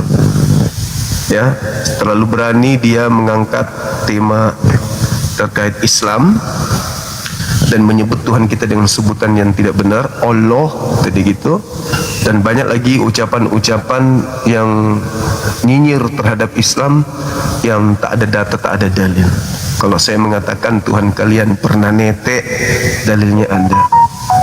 Tuhan kalian pernah keluar dari kelamin wanita, dalilnya ada. Kalau saya mengatakan Tuhan kalian pernah ditampeleng, dalilnya ada. Gitu. Jadi itu bukan penghujatan, tetapi semacam asupan energi kepada kalian, spirit untuk mencari kebenaran itu tanpa ada tendensi kebencian dari saya sebagai narasumber. Saya hanya menyampaikan narasi yang ada di Bible, sekaligus menyadarkan kalian. Contohlah tema-tema yang saya bawa ini. Iblis itu nyamar, itu udah pasti itu. Itu udah pasti. Karena Allah mengatakan wa qaulihim. Ada semacam penekanan dari Allah, dihukumlah mereka. Dan itu juga disuarakan oleh Petrus di dalam kitab mereka. Kalau mereka percaya, apa yang disuarakan itu kan seluruh orang Israel harus tahu. Berarti mereka ini yang dijadikan Yesus ini menjadi Tuhan bagi mereka akan menjadi bahan tertawaan dari orang-orang Israel. Dan itu terbukti sampai hari ini, bukan? Ya kan? Belum lagi kalau kita membaca Yeremia 23, bagaimana di data terakhir orang-orang ini akan dipermalukan oleh Tuhan sampai kiamat. Coba dibaca di Yeremia 23 tuh. Mereka akan dihinakan, akan dipermalukan sepanjang zaman. Artinya ketika Al-Quran menjelaskan wa qaulihim, mereka dihukum karena ucapan mereka telah membunuh Nabi Isa alaihissalam, telah menyalibkan. Berarti kebenaran itu mutlak harus diuji. Apakah betul mereka dihukum? Dan pembuktian hukuman itu apakah terrealisasi sampai hari ini? Faktanya memang begitu. Faktanya memang begitu. Orang Israel harus tahu dengan pasti bahwa Tuhan telah membuat Yesus yang kusalibkan itu menjadi Tuhan dan Kristus. Jadi di luar kesanggupan mereka, daya tangkap mereka, kita umat Islam ini yang punya daya tangkap luar biasa tentang data-data seperti itu, apalagi kita ini adalah menganut agama monoteisme, kita paham betul bahwa sebelum Yesus ini dibuat menjadi Tuhan, langit bumi sudah punya Tuhan. Makanya orang-orang Israel, ahli Taurat, orang-orang Farisi yang ahli dalam bidangnya itu terkaget, terlenyuh, tersentuh sangat-sangat luar biasa. Mereka terharu, artinya mereka merasa hancur ketika Tuhan yang mereka sembah selama ini menjadikan orang yang mereka salibkan ini sebagai Tuhan mereka. Hancur mereka, perasaan mereka itu hancur. Sampai dia bertanya, apa yang harus kami lakukan? Katanya, kamu harus bertobat dan menyelamatkan dirimu dari angkatan jahat. Angkatan jahat itu adalah mereka yang meminta tanda dan diberikan tanda anak manusia keluar dari kubur. Nah, kalau mau selamat, ya harus keluar dari konsep itu, harus keluar dari lingkaran orang-orang yang menerima keluar dari kubur itu adalah sebuah keselamatan. Itu fakta, itu real. Boleh diuji datanya di KPR 2, data 31 Mulai dari situ 31, 32, 33 sampai data 40. Itu kalau dikaji secara mendetail dengan melakukan pendekatan logika sehat berdasarkan dengan apa yang tertuang, saya yakin orang Kristen akan goyang. Mereka akan goyang. Mereka akan tahu bahwa apa yang selama ini mereka imani ternyata cuman ikut-ikut dari orang tua mereka, ikut-ikut dari nenek moyang mereka, bukan karena mereka berasal dari proses belajar. Begitu teman-teman sekalian.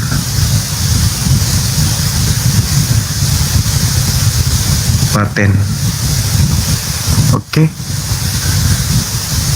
Ada yang bikin owner di YouTube katanya. Kita cek dulu. Sahabat bintang kecil, coba saya cek dulu ya. Nama akunnya Paten. Kita cek ke lehernya. Kita cek ke lehernya kalau ada Oten di YouTube ngamuk-ngamuk di sana.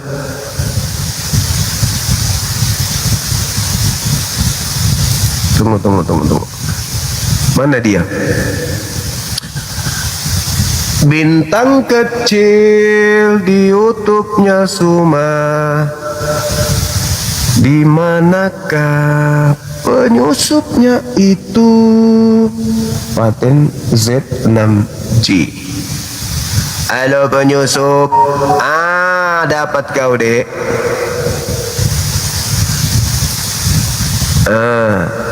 Nih balasan dari perbuatanmu. Bismillah. Allah. Pulang kau ke rahmatullah, ke rumah bapak kau sana. Pergilah ke rumah bapak, makan burung kutilang. Hancur sudah kau kan? Jangan bikin onar.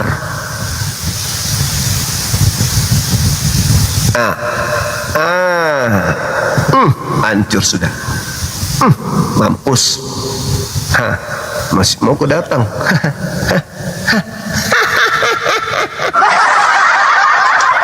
Terima kasih sahabatku bintang kecil.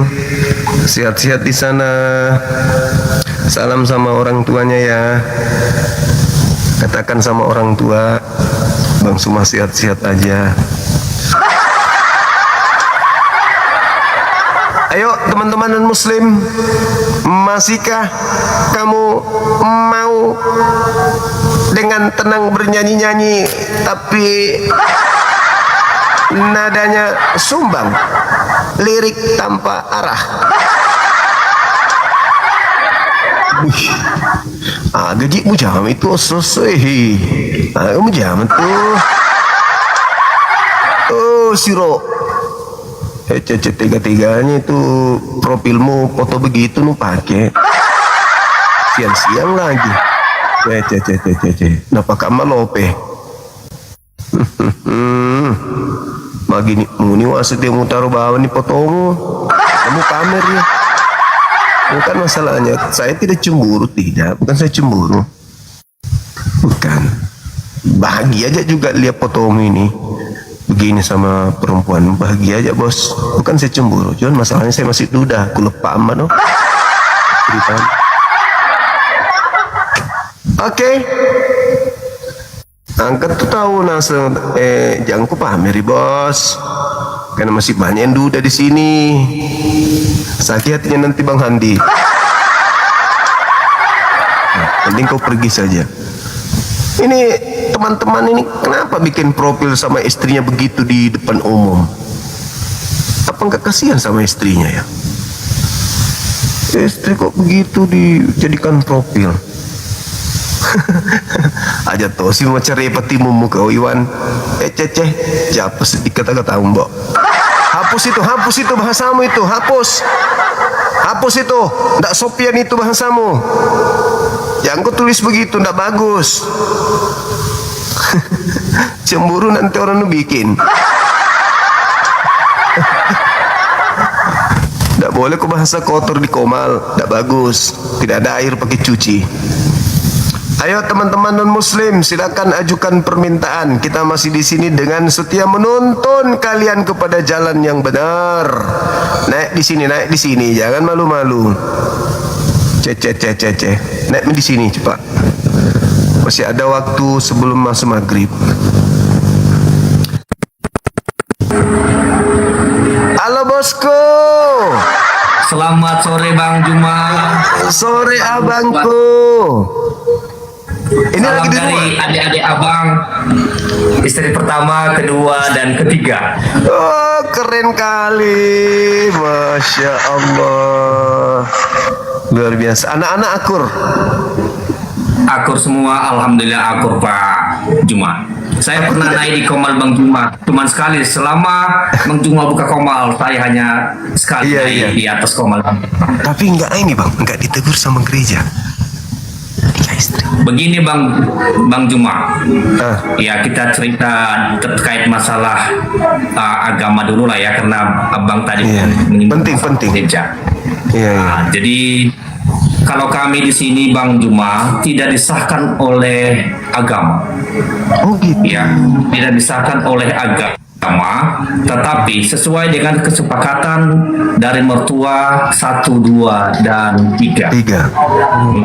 Jadi yang disahkan oleh pemerintah dari awalnya kami adalah ini. Halo ibu. Wih, masya Allah cantik sekali istrinya. Ibu yang kedua. Nomor 2 dan nomor 3. Nah, kebanyakan begini Bang Juma, saya banyak berdebat sampai pendeta. Pak Dehe juga pernah kami berdebat. Saya menyampaikan, agama itu adalah tiang kita masing-masing manusia. Tidak ada manusia yang tidak punya agama, tetapi tergantung kita pada keimanan kita masing-masing. Jadi kalau saya memang beriman, ya, yang soalim juga Nasrani belum tentu masuk surga, ya, yang berdosa juga belum tentu masuk neraka. Itulah rahasia Tuhan terhadap kita masing-masing. Dan saya pernah juga menyampaikan, ya, karena istri saya pertama ini sebenarnya saya sudah berapa kali mengajak masuk ke Muslim. Dan jujur Bang Juma, saya tidak mau menutupi. Saya sudah mengucapkan asyhadu Allah ilallah wa asyhadu anna Muhammadur Rasulullah. Allahu Akbar. Kapan itu Bang? Saya tahun 2013. Di saat saya menikah ke nomor 2. Ya, tapi kembali ke Kristen lagi. Abang kembali ke Kristen? Ya. Setelah syahadat? Tidak, status saya sampai saat ini di KTP itu sama di kakak adalah tetap Muslim. Saya membuat saya itu adalah teguh. Cuman saya tidak membeberkan ini, nanti kan Bang cerita dengan netizen. Kenapa saya bilang begitu? Karena saya tidak bisa saya paksa harus masuk Muslim. Iya. Allahu Akbar. Jadi itulah perjalanan hidup Bang Juma. Artinya perjalanan hidup ini adalah bagaimana kami menjalankan hidup itu adalah pertanyaan, dan jawabannya adalah ya ini, seperti inilah kehidupannya yang kami jalani. Iya. Salut Bang. Oke abangku. Karena yang memimpin poligami ini Bang Juma bukan umur tapi sikap yang lebih dewasa. Keren kali, keren. Ya, terima kasih juga Bang Juma. Artinya begini, Bang Juma, saya selalu bertanya kepada yang tua, bernasihat kepada yang muda. Kebetulan Bang Juma naik di Komal saya bertanya kepada Bang Juma, menurut saya setinggi apapun gunung tapi lebih tinggi lagi rumput. Sehebat apapun saya tetap hormat dengan Bang Juma. Sama Bang, thank you. Sehat selalu. Makasih ya. Thank you Bang Juma. Yo, semangat sore. Makasih. Luar biasa teman kita. Keren juga teman-temannya. Ada yang mau niru nggak nih teman kita nih? Jadi dia memutuskan tidak menjadikan agama itu sebagai landasan. Pokoknya cinta. Pokoknya cinta. Oh, dia istrinya ada yang Kristen, ada yang murtad. Pokoknya 3. Nah, bisa jadi 4 nanti. Masih ingat saya pertama dengan beliau beliau mengatakan dia Kristen. Tadi dia syahadat 2013. Ya kan? Ingat kan? Beliau Kristen, walau sempat kita sedikit agak bersih tegang, dan hari ini dia mengaku 2013 dia bersyahadat dan KTP-nya masih Islam. Tapi apapun itu bisa terjadi ya kalau nafsu atau syahwat yang menjadi idola kan gitu teman-teman. Tapi saudara kita Kristen mau poligami juga sah-sah saja kan. Yesus tidak pernah melarang. Tidak ada kemudian peringatan Yesus jangan kau beristri lebih dari satu, itu nggak ada. Perintah larangan untuk beristri lebih dari satu di Bible itu nggak ada. Ada satu data yang mengatakan cukup satu istri, tapi itu diperuntukkan untuk gembala, tokoh agama, untuk pendeta kalau mereka harus satu, tapi yang jemaat tidak ada larangan. Halo. Halo. Ya, assalamualaikum.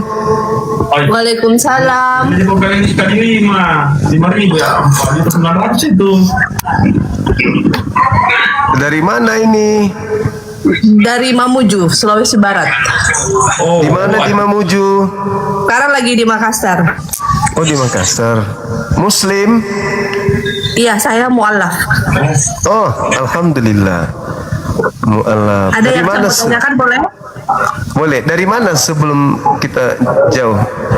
Agamanya sebelumnya? Protestan. Oh, Protestan. Iya. Oke, sambil menunggu teman-teman yang lain, silakan. Baik, Bang Suma. Assalamualaikum warahmatullahi wabarakatuh. Waalaikumsalam warahmatullahi wabarakatuh. Saya sebenarnya baru mengikut Bang Suma tadi subuh, dikasih tahu sama suami. Jadi saya nonton sampai jam 6 tadi. Tiba-tiba saya minta naik, dikasih naik. Jadi saya mau cerita dulu sedikit Bang Suma. Saya itu mualaf sejak 2004.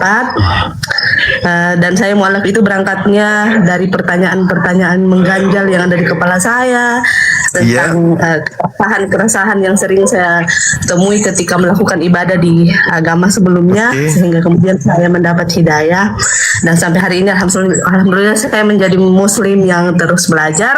Tapi 1 tahun yang lalu kedua orang tua saya meninggal dunia, dan sampai hari ini sejak saat itu ketika saya tidur dan bangun saya selalu mengirimkan Al-Fatihah untuk kedua orang tua saya, dan sesuai dengan ajaran Islam. Dan yang menjadi pertanyaan saya adalah apakah doa yang saya kirimkan untuk beliau itu mampu menerangi alam kubur secara mereka itu wafat dalam keadaan non muslim karena mereka masih agama sebelumnya. Itu pertanyaan saya, Bang. Baik. Jadi kalau doanya adik ini udah pasti didengar oleh Allah ya kan ya, udah pasti sampai doa itu kepada Allah. Amin. Namun terijabah ataupun tidaknya doa itu dikabulkan atau tidak kita serahkan kepada Allah kan gitu ya. Karena di dalam Islam itu tidak ada kaidah yang mengajarkan bahwa doa kita akan dikabulkan. Kenapa? Karena orang tua kita mati dalam keadaan kufur, kecuali ada pengecualian. Kita bisa menaruh harapan ketika orang tua kita itu tidak pernah datang kepadanya pembawa kabar tentang Islam.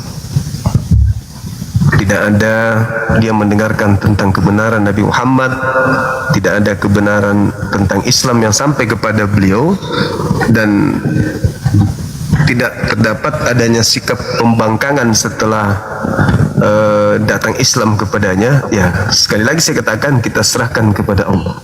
Lalu apa yang harus kita lakukan sekarang sebagai anak? Yang harus kita lakukan sekarang sebagai anak adalah menjadikan diri kita menjadi anak yang soleha, dan keturunan orang tua kita menjadi anak-anak yang soleh dan soleha. Semuanya kita serahkan kepada Allah.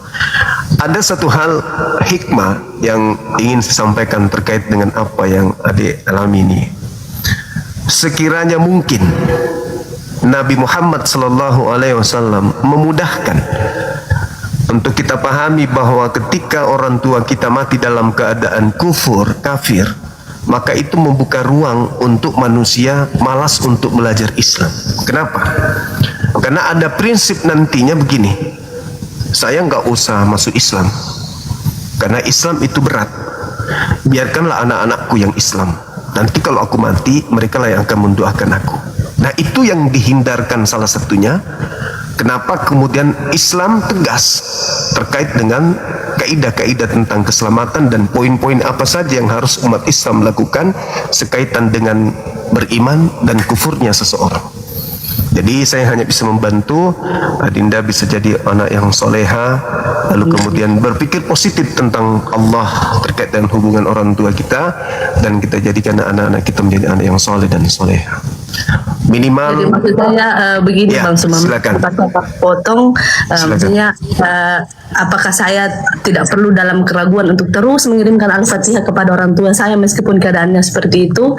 Dan sedikit informasi juga, alhamdulillah saya sudah punya 2 putri, yang pertama sudah kuliah, yang kedua sudah masuk SMA, semuanya masuk sekolah pesantren dan tahfiz Quran 30 juz. Alhamdulillah. Jadi sebenarnya gini Dinda, bacaan Fatihah itu cukup diwakilkan dengan menyerahkan kepada Allah. Ya Rabb, segala urusan kedua orang tuaku aku ikhlaskan kepadamu. Semua diserahkan kepada Allah. Itu cerminan bahwa Allah melihat kita. Allah itu melihat betapa ikhlasnya seorang anak terhadap kedua orang tuanya. Rahasia Allah tak ada yang tahu. Maka kita sebagai anak harus ridha, harus ikhlas dengan keadaan. Serahkan kepada Allah, percayakan kepada Allah. Kenapa? Allah itu Maha Rahman, Maha Rahim. Allah Maha Pengasih lagi Maha Penyayang. Serahkan kepada Allah. Banyak rahasia-rahasia ketika Allah mengatakan inni a'lamu ma la ta'lamun. Aku lebih tahu daripada kalian. Jadi saya sebagai apologet hanya menyarankan serahkan kepada Allah, ikhlaskan kepada Allah. Kalaupun mau mengucapkan kalimat-kalimat indah untuk orang tua, silakan aja. Ya Allah, orang tuaku orang baik. Ya Allah, orang tuaku, silakan aja, nggak apa-apa. Curhat, bicara langsung kepada Allah. Tidak ada yang larang. Tapi kalau kita ingin mendikte Allah untuk menyelamatkan, berarti kita juga mengingkari ketetapan, kan gitu. Maka semuanya kita serahkan kepada Allah saja. Begitu Adinda. Dengan menciptakan situasi suasana rumah menjadi orang soleh dan soleha, keturunan kita menjadi anak-anak yang soleh. Artinya meskipun orang tua kita mati dalam keadaan kufur, paling tidak darah dagingnya ada yang sujud menyembah kepada pencipta. Selanjutnya apa? Ikhlas, serahkan kepada Allah. Daripada kita menyiksa diri, ya kan? Kita menyiksa berpikir, aduh tidak ada keselamatan buat orang tuaku. No, percayakan kepada Allah. Allah yang mengatur itu, bukan kita. Bukan kita yang ngatur. Segala sesuatu sudah ditetapkan oleh Allah pada kadarnya yang sesungguhnya. Kita hanya ikhlas aja ikutin. Seperti itu. Kalau saya sih, saran saya selalu kepada mu'alaf begitu, Dina. Selalu berpositif kepada Allah, berpikir kita serahkan semuanya kepada Allah. Keputusan yang terbaik pasti ada pada Allah. Ridhanya kita dengan keadaan itu, cerminan kita ini adalah orang beriman, orang yang tunduk kepada ketetapan, kan gitu. Siap Bang Sumah, terima kasih sekali lagi Bang Sumah, semoga sehat selalu. Saya sama-sama. Suatu saat saya dan suami bersama anak-anak bisa bertemu dengan Bang Sumah di tempat yang Insya Allah. lebih Amin, amin. banyak ilmu. Terima kasih Bang Sumah. Terima kasih, sama-sama. Masya Allah. Masya Allah, luar biasa. Jadi teman-teman sekalian kita turunkan ya Dek ya. Ya, gak apa-apa ya. Ya siap, makasih. Oke, makasih. Assalamualaikum. Waalaikumsalam warahmatullahi wabarakatuh. Nah ini cerminan betapa indahnya Islam itu. Kenapa ketika Nabi Muhammad ditanya, beliau mengatakan nggak boleh, nggak ada, kayak gitu. Supaya tidak memudahkan. Banyak orang yang tanpa ada pernyataan lampu hijau dari Rasulullah aja, seperti Saifuddin Ibrahim misalnya. Kenapa dia begitu berani keluar dari Islam? Ya karena berpikir masih ada anaknya yang bisa mendoakan.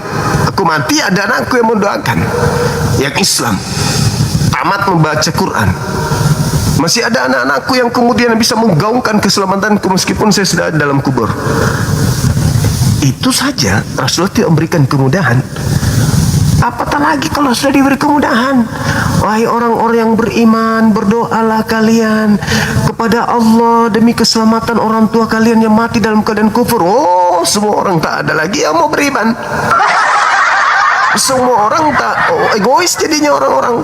Kau harus jadi penghafal, kau harus pesantren, kau harus masuk di ini supaya kau doakan saya nanti. Kau harus biarkan saya bermaksiat. Akhirnya apa yang terjadi? Bapaknya judi, bapaknya minum minuman haram, bapaknya berzina di mana-mana karena dia berpikir aku sudah punya aset, anakku sudah masuk pesantren, apalagi. Kalau sekiranya Islam itu memudahkan hal-hal sepele, hal luar biasa yang seperti ini. Jadi setiap keadaan Rasulullah mengajar itu ada hikmah di balik itu semua. Nabi Muhammad, apakah orang tuamu juga tidak masuk surga? Ya. Itu cerminan ilmu hikmah yang Rasulullah sampaikan, meskipun bapak yang dimaksud di situ adalah pamannya. Tapi ini pelajaran bagi kita. Jangan berpikir, wah saya ini muslim, ada anak-anak saya soleh, kalau mereka menjadi penghafal Quran, dia bisa mendoakan saya. Oh nggak bisa, jatuhnya kemana? Kita masuk dalam kadar munafikun. Kita menjadi orang-orang munafik. Kalau kita berbuat maksiat, lalu kita mencetak anak kita jadi orang-orang anak-anak pesantren, usaha pesantren, wah kita lega tuh. Aku lega, kenapa anakku 30 juz terus? Ya aku boleh dong maksiat. Kenapa? Aku sudah punya aset yang ampuh di dalam berdoa. Oh, tunggu dulu. Jatuhnya kepada kemunafikan. Orang munafik jatuhnya di mana? Ya neraka juga. Mau anakmu soleh, 2, 3, 4, 5 anakmu anak soleh soleha. Kalau kau munafik, neraka juga. Lalu apa pembelaan anak nanti? Orang tuaku taat ibadah, orang tuaku aku dibuat begini, aku menjadi begini karena orang tuaku ya Rob. Diputarlah filmnya. Kau tahu nggak orang tuamu itu waktu hidup di bumi? Apa ya Rob? Apa? Dipertontonkan nih orang tuamu. Ditonton di padang mahsyar, diperlihatkan. Makanya tak mulut nggak bisa bicara. Gak bisa bicara. Oh bukan, aku waktu itu begini loh, aku gak sengaja. Nenekmu gak ada cerita. Yang berbicara adalah bagian tubuh yang telah menjadi saksi atas keganasan maksiat yang kita lakukan. Ya tidak ada alasan.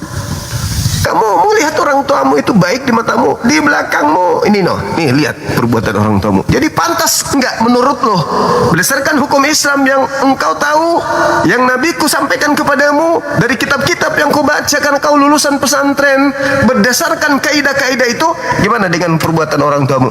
Pantas enggak ke neraka? Anak soleh itu akan mengatakan, ya Rabb, urusannya aku kembalikan kepadamu. Ya iya. Jadi jangan senang dulu. Wah anak saya pesantren, lulusan gini. Habis itu korupsi di mana-mana gitu. Bermaksiat di mana-mana. Oh anakku penghafal Quran. Terus aku sina-sina sedikit nggak apa-apa lah. Munafik jadi. Munafik jadi. Anakku ini kan lulusan pesantren, dia kan sekolah di Mesir, di Kairo, begini Madinah. Terus korupsi sedikit-sedikit nggak apa-apa lah. Masuk dari netizen pembangunan masjid ya, kita penambangan kontong sedikit lo nggak apa-apa deh, sedikit. Jadinya munafik. Nah ini dilarang dalam Islam. Ya sekaitan dengan yang tadi berpositif thinking terhadap Allah. Ikhlaskan, serahkan kepada Allah. Ya Rabb, semuanya aku serahkan kepadamu. Orang tuaku adalah ciptaanmu, orang tuaku adalah makhlukmu. Semua apa yang ada padanya ada dalam genggamanmu. Aku anaknya ikhlas. Apapun yang Allah tetapkan untuk kedua orang tuaku, yaitu anak yang soleha. Oke teman-teman, ada juga tuh orang yang kembali ke agama lama karena putus asa.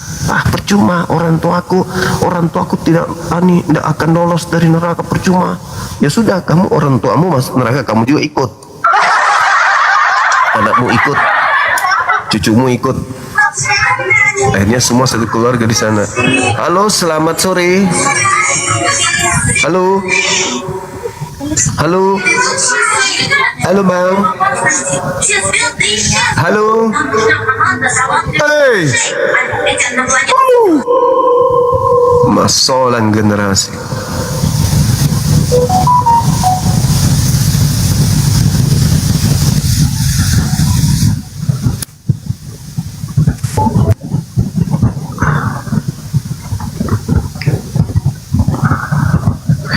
Kalau agama sebelah kan terlalu kejam.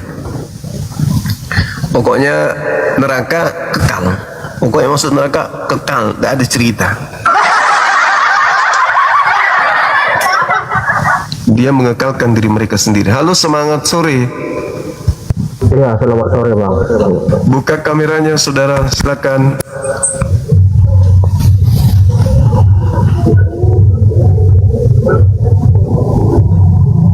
Halo, halo. Iya, selamat sore bang. Selamat sore. Buka kamera bang. Oke, bentar bang ya. Iya. Buka masker babi kau. Bagaimana mungkin babi bisa buka masker? Babi kau suruh buka masker. Gimana ceritanya? Dia ngerti. Biar kau teriak-teriak di bawah. Babi, buka masker. Berarti kau gila. Kau teriaki. Kau bilang babi tapi kau teriaki. Kau suruh buka masker lagi. Idiot kau berarti.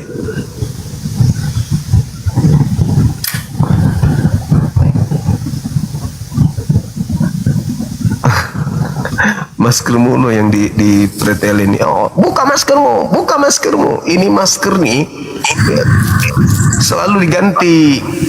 Ada yang tidak pernah ganti sempak. Kau ndak ribut. Halo. Halo, assalamualaikum. Waalaikumsalam. Bang, saya mau nanya bang ya. Saya mau nanya juga. Boleh saya nanya? Enggak bang, aku mau nanya bang. Saya juga mau nanya. Oh iya boleh bang, abang dulu. Oke.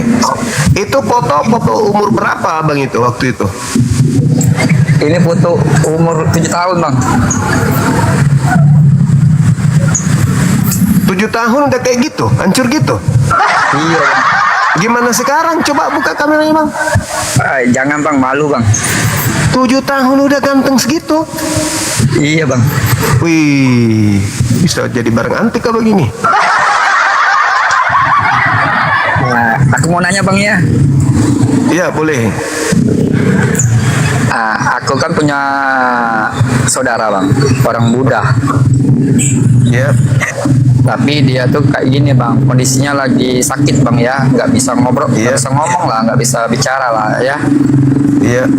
Nah, lalu kutanya apakah kau mau masuk Islam atau tidak? Ya dia ngangkut aja bang. Tapi gimana cara mau dia membaca kalimat dua syahadat bang ya? Gimana itu bang? Dia bisu atau gimana?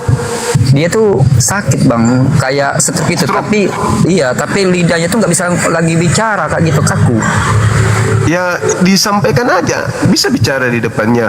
Apakah Anda percaya bahwa tidak ada Tuhan selain Allah? Kan dia pasti manggut. Iya, saya percaya. Itu udah syahadat itu.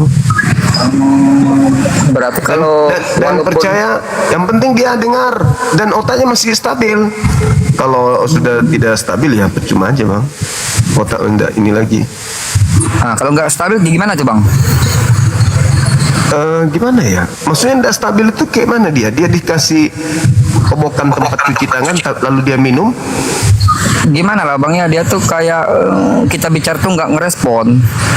Oh, terus kenapa Anda suruh syahadat? Ya bukan, dia kan dari Bali kan mau masuk Islam kayak gitu kan. Dulu pernah dia berniat mau masuk Islam pada saat dia sehat atau gimana? Kalau dia waktu sehat tuh nggak pernah aku ngomong bang. Pas waktu lagi sakit kayak gini aja aku ngomong sama dia kan. Dan dia nyambung. Dia nyambung bang, tapi nggak nganggut aja, nggak bisa ngomong kayak gitu. Tapi kalau dia abang cerita-cerita itu nyambung, maksudnya apa ya? Misalnya dia mau makan gitu, mau tidur. Enggak nyambung bang. Ya berarti Islam hanya untuk yang berakal, abangku. Gimana ceritanya kalau sudah tidak? Berarti itu nggak bisa bang ya? Gimana bilangnya bang? Islam itu kan persaksian. Iya. Akal, hati. Gitu. Berarti walaupun dia ada maunya niat masuk Islam itu nggak bisa itu. Dari mana Anda tahu? Oh ada niatnya masuk Islam? Karena dia kutanya kan, kataku kan ku bilang kak, dia kan nggak ada saudara di sini kan, udah nggak ada lagi keluarga dia kan, apakah kau mau masuk Islam atau tidak, kataku. Apa jawabnya? Nganggut aja bang. Coba nanti tanya lagi, apakah engkau mau masuk agama Kristen? Nganggut juga enggak? Iya. Apakah kau mau kawin lagi? Apakah kau mau ikut main bola besok pagi? Kita mancing yuk besok. Coba tahu aku nganggut semua. Bahaya itu. Kalau nganggut semua kayak gitu gimana tuh bang? Berarti abang ada yang syahadah. Tapi saya menghargai abang niatan baiknya untuk saudaranya, untuk temannya. Masya Allah. Boleh aja, nggak perlu dituntun aja bang. Kalau istrinya itu mau bang, memang kalau misalnya masuk Islam, karena kan aku kan Islam kan, jadi kutanyalah sama kakakku itu, gimana kalau suami meninggal, apakah kau mau masuk Islam? Mau, dia memang mau kembali katanya kan. Kenapa nggak diislamkan aja istrinya sekarang? Karena dia masih suaminya itu. Ya udah kan tadi ngangguk. Iya ngangguk. Iya ngangguk. Artinya di depan istri ngangguk, biarkan aja dia ngangguk, tapi jangan tanya yang lain. Coba ya Bu, ini kita buktikan ya kalau Bapak ini udah mau masuk Islam. Apakah Bapak ridha dan ikhlas mengakui tidak ada Tuhan selain Allah? Ngangguk. Nabi Muhammad utusan, ngangguk. Nah Bu, udah Islam dia. Ibu kapan? Gitu. Jangan lagi tanya yang tadi, besok mancing yuk, ngangguk juga lagi nanti. Masuk Kristen yuk, ngangguk juga nanti, bingung lagi istrinya. Gitu. Ibu duduk sini Bu, ini saksikan Bapak masuk Islam, meskipun kondisi ajaklah begitu. Nah ikut istrinya nanti gitu. Walaupun lagi keadaan kayak gitu bang ya, lagi nggak bisa membaca kalimat dua syahadat. Iya. Tapi disaksikan istri, nanti istrinya syahadat gitu. Iya. Tapi jangan tanya, masuk Kristen juga. nanti ngangguk juga. Bukan apa bang, nanti kalau banyak tanya kayak gitu kan, kalau selalu ngangguk-ngangguk ya juga bingung bang. Nah itu dia, makanya jangan tanya yang lain, itu aja kan misinya. Anda naik ke sini tanyakan itu, saya kasih solusi seperti itu. Iya. Soalnya aku mau nanya itu aja lah bang ya. Makasih banyak bang ya. Makasih bang. Assalamualaikum warahmatullahi wabarakatuh. Waalaikumsalam warahmatullahi wabarakatuh.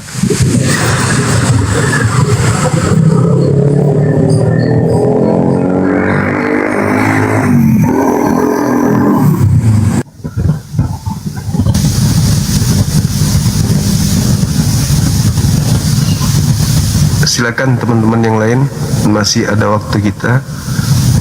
Silakan.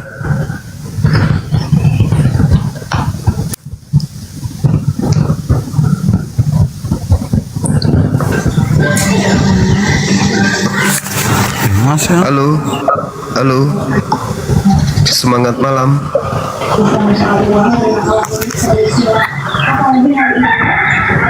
Halo, semangat malam. Halo. Ya, Katolik Protestan abang? Islam bang, mau foto dulu sama abang, selfie. Nggak ada temannya yang sakit? Nggak ada bang, cuma mau foto sama bang Suma saja.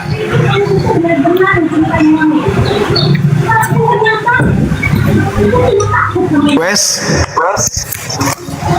Oke bang, makasih bang. Kasih. Yo, assalamualaikum warahmatullahi wabarakatuh. Warahmatullahi wabarakatuh. Kupikir ada temannya sakit juga. Temannya sakit juga ya. Kita kasih solusi gitu juga. Ayo teman-teman, waktu kita masih ada kurang lebih 20 menit. Lumayan untuk tema ini, untuk buat kejang-kejang orang yang menyembah selain daripada Tuhan. Semangat sore. Halo abang. Assalamualaikum bang. Coba hadapi Bang Jackson di sebelah Bang Juma. Hadapin Bang Jackson. Dia mau nantang abang katanya itu. Suruh kesini. Jackson. Ya, klakson suruh kesini. Iya katanya 2-3 kali tapi abang nggak terima. Dia itu ngomongnya nggak terarah itu sebelah itu. Sama marah dengannya Jackson itu. Moderator pasti tahu di sini kan ada moderator. Iya. Cobalah hadapi Bang Jackson bang, biar nggak berkicau dia itu. Oke. Makasih bang ya, Ya cerewet banget dia itu. Makasih Bang Juma. Siap. Sehat bang. Yo, amin. Makasih. Waalaikumsalam. Bang Indra, ada onde-onde kah? Halo.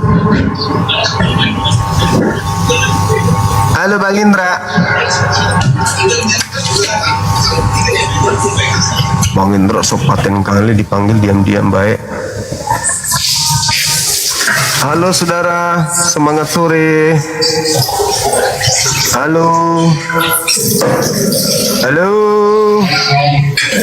Oh mama ya teman-teman, kalau sudah ada lagi kita rehat dulu ya. Nanti habis Isya kita ini lagi. Habis Isya kita kumpul lagi di sini. Oke?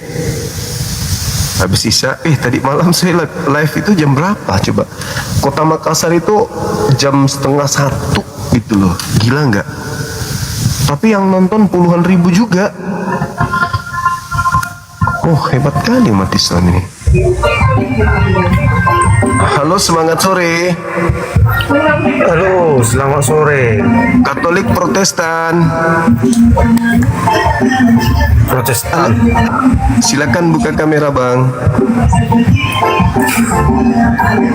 Halo, buka kameranya. Silakan.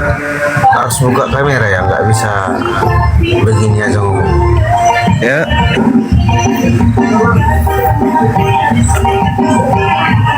Silakan bang. Halo.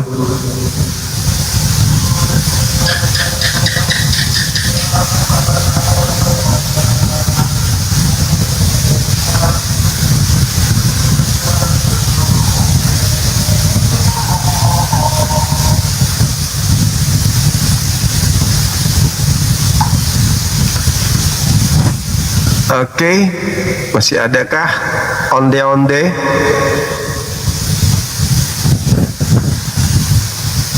Satu lagi ya teman-teman ya.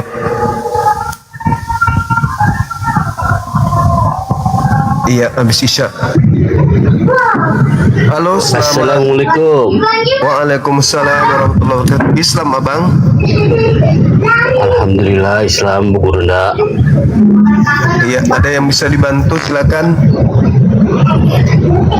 Kalau bisa temanya 1 minggu Gurunda biar banyak yang pada mualaf. Apa temanya? Tema ini 1 minggu, jangan dirubah-rubah itu Gurunda. Siap, insya Allah. Tapi begitu, nggak ada yang naik. Ya, makasih Gurunda. Assalamualaikum. Waalaikumsalam warahmatullahi wabarakatuh. Nggak ada yang naik kalau ini 1 minggu dibahas. Halo bosku, semangat sore. Ada onde-onde kah? Lagi? Ya?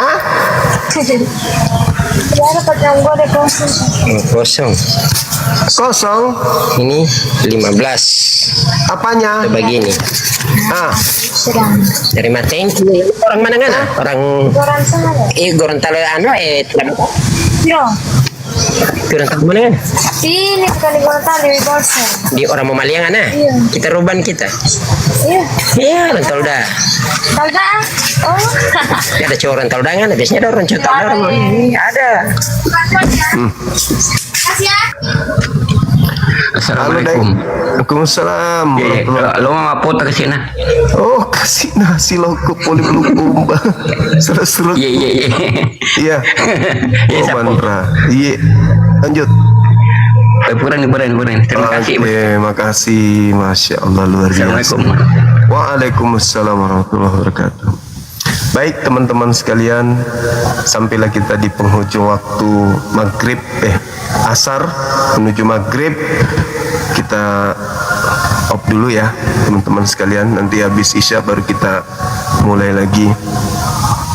Kembali saya mengingatkan bahwa dalam waktu dekat kita akan, nanti polanya gimana itu? Apakah setiap live itu kita kirisnya ditampilkan atau gimana untuk pesantren? Atau di PT, kalau di PT udah jelas, di YouTube udah jelas, dan saya akan minta kepada YouTuber ya, tim kreator YouTube yang berafiliasi dengan API untuk menampilkan di setiap YouTube kiris atau barcode untuk pesantren gitu. Saya mau pesantren kita segera operasional. Teman-teman yang ada di luar negeri, anaknya mau jadi apologet, kirim ke tempat kita godok di sini. Ya, pokoknya begitu keluar dari pesantren ini benjol-benjol sih. Benjol-benjol bekas rotan. Kalau dia tidak bisa hafal kitab Roma dalam 1 minggu, rotan kita kasih jidatnya. Tidak bisa hafal Filipi, Lukas, Markus, kita hantam rotan bagian kepala depan. Kenapa bisa? Supaya cepat botak. Mungkin dengan botak bisa cepat ngarang.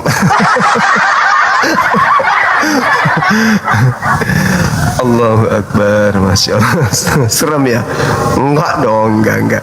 Kita akan didik mereka menjadi anak-anak yang memiliki akhlakul karimah dan berilmu. Iya. Pokoknya kita ajarin. Saya turun juga mengajar pasti. Saya yang pertama yang saya harus tanamkan itu adalah olahraga dulu. Kalau saya nih, saya minta nanti ke yayasan, saya mau ngajar mereka gambling semi militer. Gimana caranya mencekik lehernya misionaris supaya tidak bernapas dalam waktu 10 menit.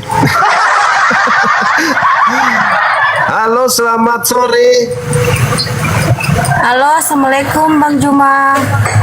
Ini santri kita yang pertama. Mau SMP atau SMA? Nggak kelas tahu, mana? SMP atau SMA, masuk kelas mana? Nggak tahu Bang Jumal. Bang Jumal cuma mau Jidatnya nanya sudah aja. siap benjol untuk rotan?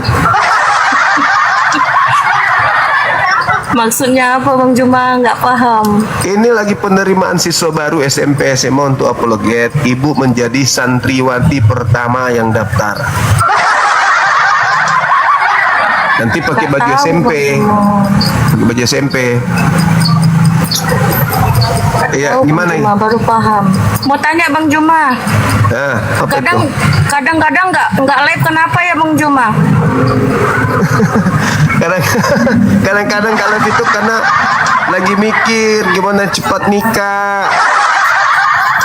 Nggak ada yang lamar sampai sekarang gitu loh. Siapa belum dilamar? Akunya kan. Ya elah. Mau berapa kali dilamar atau mau melamar? Bercanda. Saya nggak live itu karena ada urusan ya, anak-anak sekolahnya anak-anak, terus kru anak-anak sekolah di MMC itu ada kurang lebih 30-an, belum lagi kru di masjid ini ada 20-an juga. Itu harus kupikirkan semuanya gitu. Iya. Banyak hal. Gitu ya. Ada lagi? Maaf ya Bang Juma, Bang Juma udah naik. Soalnya penasaran kalau nggak live. Karena kan selalu kecarian kalau nggak live itu. Iya. Insya Allah nanti kita. Saya baru penggemar Bang Juma, baru lihat 2 hari. Bang Juma 1 bulan ini. Oh, 1 bulan. Iya. Iya. Ada yang sudah berlumut malah. Tapi nggak pernah naik ke sini. Udah berlumut. Enggak. Sampai diusir sama Pengen mertua sih. dari rumah gitu. Karena siang malam cuma nonton Bang Suma. gitu. Iya. Makasih ya Bang Juma sudah naikkan Ya. saya ke Bang Juma. Sehat Oke, selalu. makasih. Amin, amin, amin. Sukses Bang Juma. Amin, makasih ya. Iya, Oke, sama-sama. sama-sama. Kasih. Boleh saya turunkan ya? Boleh ya? Oke, kasih. Izin kita turunkan. Oh, diturunkan duluan kok. Oke, teman-teman sekalian, kita tutup dulu sebelum maghrib. Naik lagi. Fiona, tapi Muslim. Halo. Abang, mau foto. Kami suka dengan abang. Abang ganteng. Di mana ini, Adek? Di Jambi. Makan jambu? Jambi, tinggal di Jambi. Kami tiap hari nonton abang. Kata abang, Yesus tak bisa cebok. Ini anak usia berapa tahun? 8 tahun kok sudah bisa bahas cebok. Cewek cowok? Cewek. Oh, cewek. Pantasan Mau suaranya foto. kayak. Silakan foto. Kami nonton abang setiap hari. Kami nonton abang setiap hari dengan umi kami. Soalnya abang seru. Tunggukan foto dulu bang. Oh, anak kecil 8 tahun bilang aku seru. Mantap kali bang. Wih, mantap kali adek ini. Udah bang. Iya, makasih. Makasih sayang. Makasih. Dadah. Dadah juga. Assalamualaikum. Waalaikumsalam warahmatullahi wabarakatuh. Wah, 8 tahun. Ini kalau tiap hari naik begini nih aku bisa jadi awet muda nih kalau yang naik. Tapi kalau yang naik, Turunin bang sudah. oh pintar kali anak ini. Oke, bye bye. Assalamualaikum. Nah, tapi coba ini. Selamat sore. Assalamualaikum bang. Wah kalau yang begini ya, 8 tahun juga bang. SS. Oh mantap kali. Makasih bang, makasih. Iya. Turunin bang, turunin. Oke sih. Ini kalau yang sudah umur kayak gitu, aura positifku turun. Tapi kalau anak-anak lucu-lucu kayak gitu tadi, seru kali pun. Seru kata dia. Akang. Ini mau dia tiap hari ibu ini naik.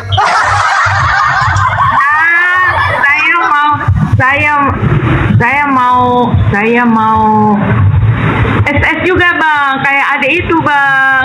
Boleh ya bang? Berapa tahun dek? Terima kasih bang Zuma sudah naikin saya. SS dong bang, tangannya di dagu bang.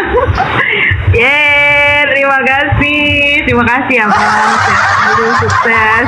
Terima kasih. Ya, terima kasih. Mohon diturunkan nggak apa-apa. Iya, makasih. Kang, dia tanggung jawab Kang. Kalau yang tadi abang seru, soalnya katanya tidak bisa cebok, kata dia. Aduh, lucu kali. Ada bisa bikin piti nggak yang tadi tuh ada itu? Bikin piti dong. Halo. Halo, assalamualaikum Bang Zuma. Waalaikumsalam. Halo. Halo. Saya penggemar baru Bang Zuma ini, mau foto dong. Masya Allah. Iya, silakan. Boleh foto dong kayak tadi tangannya. Boleh. Mau dong kayak gitu ya. Oke. Oke. Udah mau azan. Makasih Bang Zuma. Sehat Makasih selalu. juga. Alhamdulillah, amin. Oke ya semuanya. Kang, please Kang, udah mau maghrib, udah mau azan Kang. Seru juga ternyata kayak gitu-gitu ya, seru ya. Tapi yang naik perempuan aja, gak usah laki-laki. Mau maghrib Kang, udah mau azan. Halo, semangat sore. Assalamualaikum Bang Zuma. Waalaikumsalam. Ya, saya ini senang aja nih. Halo, jangan suruh ibunya mau ya, anaknya aja. Minta SS dong bang. Iya, oke, silakan. Yang tadi yang tangannya di dagu bang. Oke, sip. Bentar bang. Udah. Oke, makasih bang. Makasih. Sehat selalu abang. Assalamualaikum. Iya, waalaikumsalam warahmatullahi wabarakatuh. Akan sudah kan? Udah, please. Turunin bang. Turunin. Oke, siap. Makasih ya. Ya. Ya, Akang nanti lagi Kang, maghrib. Nanti kita bikin sesi jumpa teman-teman. Tapi ini ibu-ibu aja, perempuan aja maksudku, ya. Jangan laki-laki, ngapain juga laki. Aku mau dukung cowok, tapi bapak-bapak. Ini perempuan aja yang suruh naik. Kalau ada bapak-bapak suruh anak gadis aja ya kan ya. Biar semangat, aura positifnya itu bagus gitu loh. Kalau yang naik laki-laki suaranya ngebas lagi, udah gitu jangan gini bang, harusnya kayak gini bang, abang kalau begini harusnya, aduh malas. Yang perempuan aja dinaikkan nanti. Oke teman-teman, kita tutup. Mohon maaf saya hanya bercanda. Abang-abangku, om-om, papa-papa, kakek-kakek, semuanya yang kaum Adam, jangan marah. Saya cuma bercanda kok. Semua boleh naik. Nanti memang sudah banyak yang sarankan satu hari khusus untuk ngobrol sama netizen. Tapi saya masih mencari apa alasannya gitu. Alasannya apa? Ngobrol, habiskan waktu satu hari hanya untuk itu apa manfaatnya itu loh. Yang aku masih cari kira-kira manfaatnya apa? Mendatangkan apa gitu kalau ngobrol satu hari untuk jumpa-jumpa kayak tadi, itu kira-kira apa manfaatnya? Saya belum nemukan. Ya jelas silaturahmi oke. Selain itu apa kira-kira? Selain itu menyenangkan netizen. Tapi nanti setelah senang udah pergi berlalu, habis manis bom dibuang, ya kan? Iya toh? Jadi baiknya mungkin ada sesi di mana ya bisa juga sih sebenarnya saya cuma ngobrol, cuman manfaatnya itu nanti kita habiskan waktu percuma aja gitu maksudku. Aku juga pengen ngobrol sebenarnya. Aku juga capek tiap hari harus bersih tegang itu aja terus. Tapi kalau misalnya ada masa kita bisa ngobrol pelan-pelan, apalagi lucu-lucuan kayak adik tadi, aduh bikin gemes. Soalnya aku belum ada lagi anak kecil kan ya, datang suara anak kecil kayak gitu berasa kayak gimana gitu. Abang lucu, abang seru, abang seru kata dia gitu kan. Bicara bahas tentang Yesus tidak bisa ceban. Anak kecil aja tahu.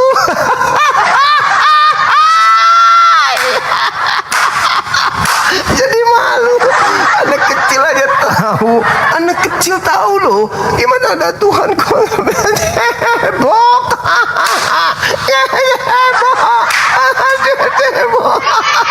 Tuhan kok berurusan dengan pantan. Heboh apa saja ini. Adik keren ada itu. Saya doakan panjang umur jadi anak yang soleha, berguna bagi bangsa dan negara dan juga bagi agama, jadi kebanggaan orang tua. Panjang umur ya Ananda ya, masya Allah, syukran. Baik teman-teman sekalian, kita tutup di sini sudah maghrib. Terima kasih atas kebersamaannya. Di YouTube juga mengheboh ya teman-teman. Allahu Akbar, betul. Yang di YouTube juga mengatakan heboh, anak itu lucu gitu, lucu. Takutnya nanti dapat PL lagi, nanti pelanggaran, anak kecil naik di komal gitu. Itu yang saya takutkan. Oke, makasih atas segalanya yang telah diberikan kepada saya, dan mohon maaf jika ada kekurangan kepada saudara saya non muslim ketika ada kata-kata yang kurang berkenan dari kebenaran yang saya sampaikan menggores hati saudara. Saya Bang Suma memohon maaf sedalam-dalamnya. Hadirlah di komal saya, luruskan apa yang menurut Anda bengkok. Kita akan diskusi dengan baik-baik, jangan menghujat, jangan menista. Sebisa mungkin komal Bang Suma menjadi salah satu pilar untuk membangun toleransi antar umat beragama, khususnya Kristen, Katolik, dan Islam. Demikian dari saya, kita tutup. Subhanakallahumma bihamdi, asyhadu an la ilaha illa anta, astaghfiruka wa atubu ilaih. Salam tauhid, salam satu Tuhan. Jayalah Islam kita, jayalah Indonesia kita. Takbir, Allahu Akbar. Assalamualaikum warahmatullahi wabarakatuh. Habis sisa nanti lagi ya teman-teman ya.